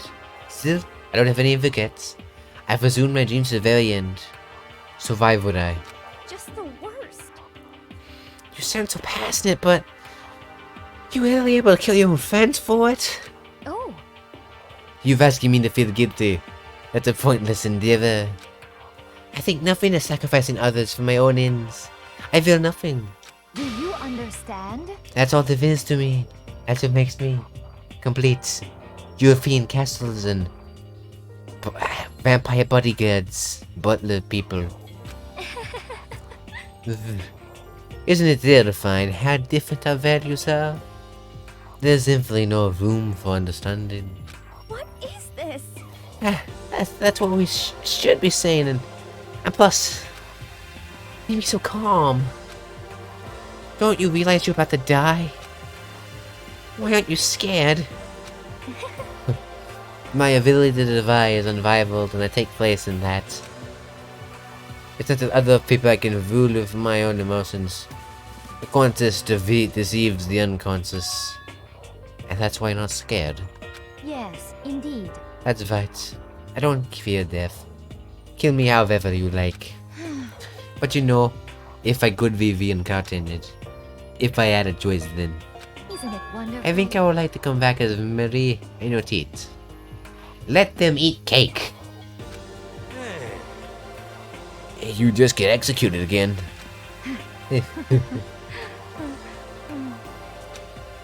Celeste smiled then, and when she did, it looked to me like a poor effort to force it. She claimed she could fool her own feelings.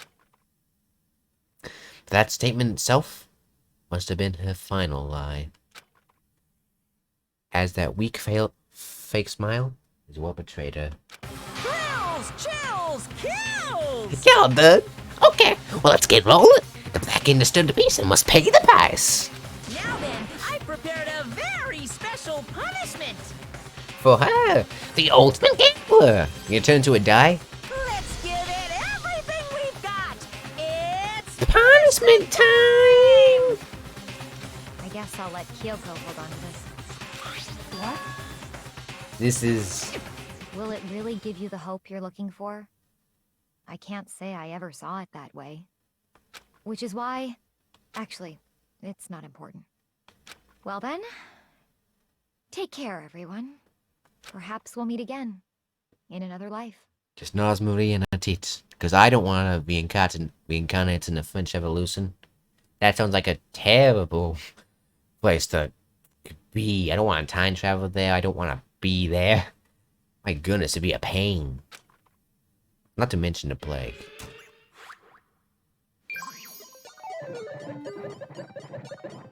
Game over. Celeste has been found guilty. Time for the punishment.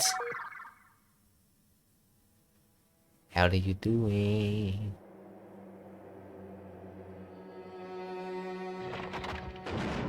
Oh, you get the castle you ever so wished for.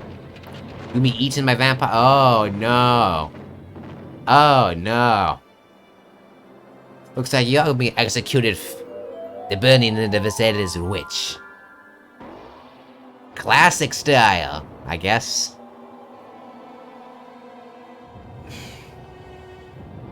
There's your European death at the very least.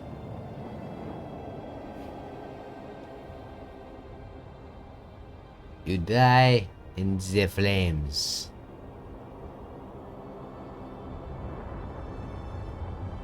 Honestly, a lot less dramatic than the other ones.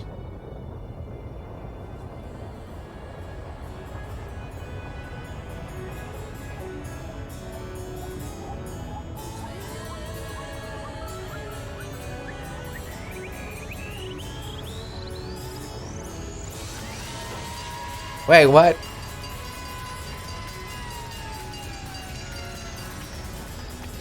Oh, get that! This is awesome!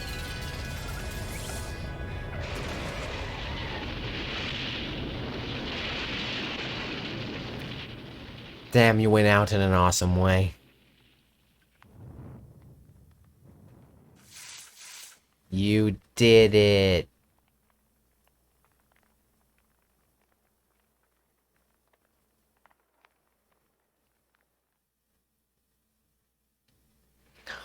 I'm not gonna lie, that one was just awesome. It's over. Oh. The third execution is over. Oh my goodness, took. Oh my. Celeste's death is over. Celeste killed my friend, so I can't pity her, but I also can't deny that at one point I considered her a friend too. And for him to come along and... Isn't it just awful? Someone could feel their regrets from the outside world. And so more people had to die. Extreme! You guys are still young. You need to place more value on your lives. What are you gonna do? And, jeez. And here I thought you guys were gonna pass the torch of hope to the next generation.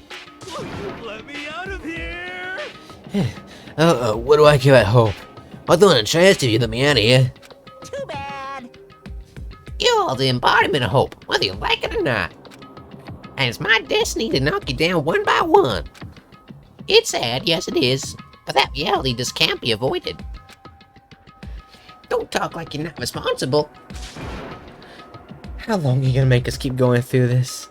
What do you want from us? How strange.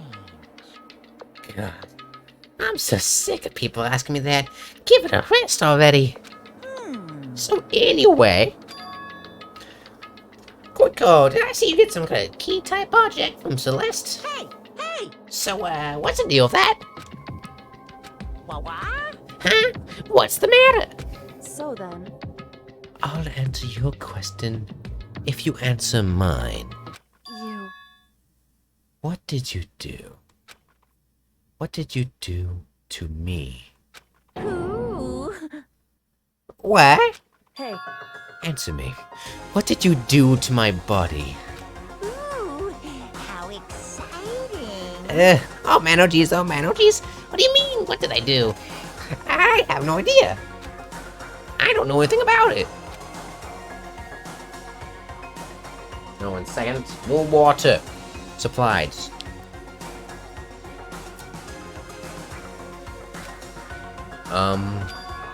What was that just now? The mastermind did something to Koiko's body? What does that mean? Hello. Okay, things are getting kind of awkward. I think it's about time I got out of here. Well, Meanwhile, so you guys can go and enjoy your school life. If you get lonely, give me a shout. Not that I'll do anything about it, of course. see ya later. See ya! Monokuma disappeared, leaving us all depressed and in despair. Although, it wasn't all despair. It was one small hope. Hey, Koiko, Monokuma already mentioned it, but... What's that key that Celeste gave you? so... Most likely. It's the key to one of the dressing room lockers. Huh? What? Then that means... Celeste probably hid it in there. Hey, I suppose sometimes it's easier to miss what's right behind your nose. Well then, we better go check. Indeed. Good idea. We left the courtroom and rushed to the dressing room. As we approached the dressing room, Koiko looked back at us and said, Hey, I'm going to go alone from here. Everyone else head to the dining hall. I'll check in with you later. What? Why exactly are you going alone? So... Do you even have to ask? As he smokes, he glances quickly at the surveillance cameras. Come on. That's not what I mean. Why you? There's still the risk of a spy, you know. Then I'll go too. What? You? Please, let me go. Standing here arguing is going to draw more attention to us. Goodbye. Do whatever you want. Thank you, Buckya. Well then. Then it's up to you now. Yo! I'm gonna go to the dining hall, okay? Huh? So, Makoto and Koiko are gonna go... Wait, together? Does that mean what I think it means? Coffee? I give people coffee and they like me. Okay. Good luck, Makoto. Feels like a total pushovers when you show a little backbone. I tried to forget what Hina said. Everyone heads to the dining hall, leaving me and Koiko there alone. Shall we go? Well, shall we? Yeah. So then... We need to get into that locker. Koiko took the key that Celeste had given her and unlocked the locker. And as the locker swung open, we saw... You really came. Good morning. It's been a while, hasn't it? It's safe. Thanks goodness. I never heard Koiko sound so relieved. It was like she was speaking from the bottom of her heart. I did just what Celeste asked. I didn't say a word. I stayed quiet the entire time. No. Oh, and... I think I might be able to open the last of the files soon. Maybe as early as tomorrow. I'm doing my best, so please just wait a while longer. So now we can officially say the case is closed. As far as the incident is concerned, but... Can we take a second, since we have this opportunity? I want you to be honest with me. Koiko, please tell me. What are you trying to do all here on your own at the school? You... Is that why you wanted to come here with me? However... Regardless, that's not something you need to know right now. I don't need to know. That just makes me even more worried. What? Worried. Like what happened in the investigation this time. You disappeared and we didn't see you again. Without warning, without explanation. When you do that... Indeed. It's only natural that you think I'm a mastermind spy, right? And you too. No.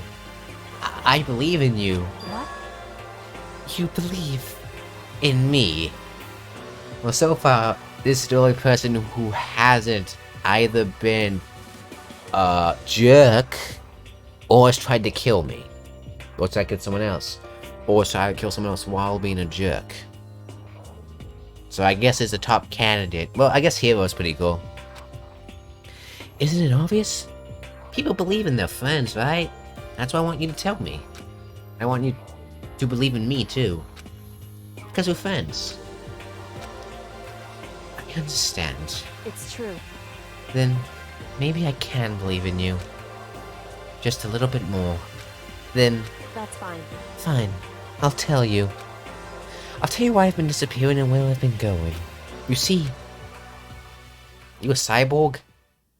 What I heard from Koiko then was... Well, frankly, it kind of blew my mind. After I told Koiko I believe in her, she told me a story that was, well, almost unbelievable. I decided to confirm what she told me with my own two eyes, so I waited for nighttime to come. Wait, is he actually a cyborg? And when it did, I went to ask him. Correct. The boys' bathroom on the second floor doesn't have surveillance camera monitoring it. And in the storage closet there, way in the back. She said it was way in the back of the boys' bathroom, storage closet. But could Koiko really be right about this? Wait, has he been digging a hole out of here? Please tell me. Wait. Oh. Door. It's just a normal storage closet as far as I can tell. See what Koiko told me about. Could it really be hidden here?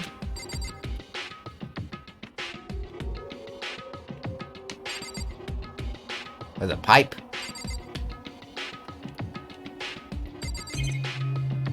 Oh, a secret door. I see it. It was way in the back of the storage closet.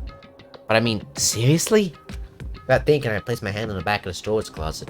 Suddenly, as if I was being yanked in, I was crushed instantly. At the same time I heard that sound, I fell through the wall. I had no idea what was going on. Bubble. I had fallen through the back of the storage closet. Huh? It turned out the back wall was like a revolving door, and I made my way to the other side. Just like Coco had said. Correct. The boys' bathroom on the second floor, there's a storage closet. In the back of that closet, there's a secret room. So this is a secret room. What's in here? Well, let's check the desk first. It's just a normal desk with normal drawers. It's a bunch of files and what looks like volumes after volumes of yearbooks. All covered in dust. Looking at everything, one file on the edge of the bookshelf caught my eye. Hope's Peak Academy Student Registry. This is the only thing here not covered in dust. Has someone been looking at it recently? I slipped the file into my hands. Before I had a chance to take a look at it, a slip of paper fell out of the file and I turned my attention to it. What's this? You must not leave. That's kind of weird. I could understand if it means I can't leave. I could understand if it said I can't leave, but you must not leave? What is this? My head feels funny. This strange sensation. It's like deja vu. The words, you must not leave. I've seen them somewhere before, but I can't quite remember. What do I know? What don't I know? Oh, shoot! A strange sound rang out through my head. Felt like it was shaking my brain back and forth. And then, darkness. I don't understand what's happening. Are we actually clones? If that's not the case, does that mean the lady could still get a castle? Because honestly, she seems like she'd make a great antagonist. I don't know what started it. It's all over. With that, I opened my eyes. I didn't know how long it had been.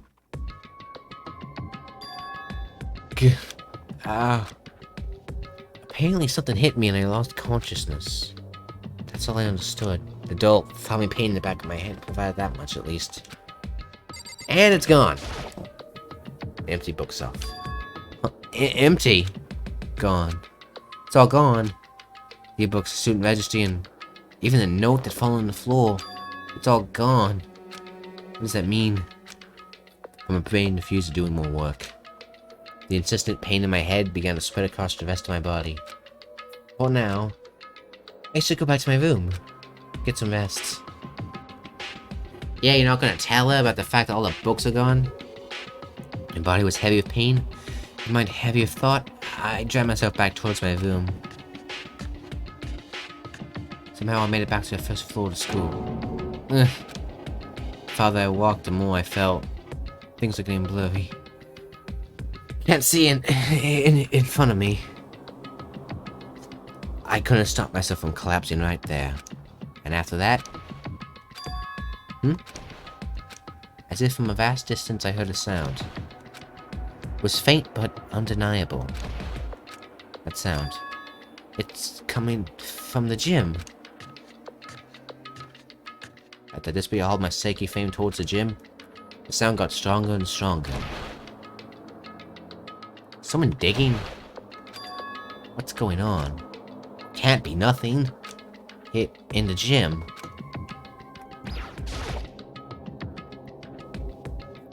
Hey mate, I didn't make a sound as I opened the door to the gym. Sounds coming inside me a while, only intensified that much more. I don't know. Hiya, Patchin. Like, is this like a bunch of Monokumas? Bakia? I don't know. Are they fighting? Oh, that's awesome. Before me there waits a battle beyond anything humanly possible. No. I won't say it's not human, that's what's sir, but she's a Sanzai. Regardless, I couldn't stop staring. I forgot to move or even breathe. Why, you? What do you think you're doing? I asked you a question. What's the meaning of this? How dare you defy me? This wasn't part of the deal! Oh, the deal. I've made a decision. I will no longer retreat, no longer compromise, no longer regret. I've made my decision. I'm going to resist you. Okay. But you do realize what will happen if you go through with this, right? You haven't forgotten, have you? What I'm holding hostage? What am I looking at? What am I hearing? A hostage? Could it be the Master Inspires? Chapter 3. Oh, the end. Goodness gracious. There's like... Oh, we're running out. We've reached a tipping point.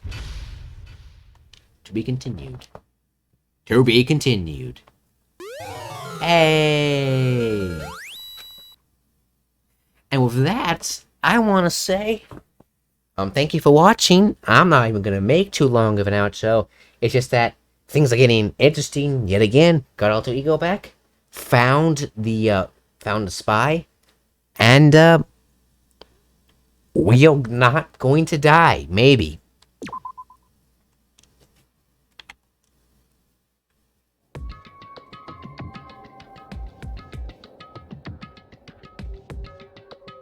Anyway, see ya. And thanks for watching. As usual,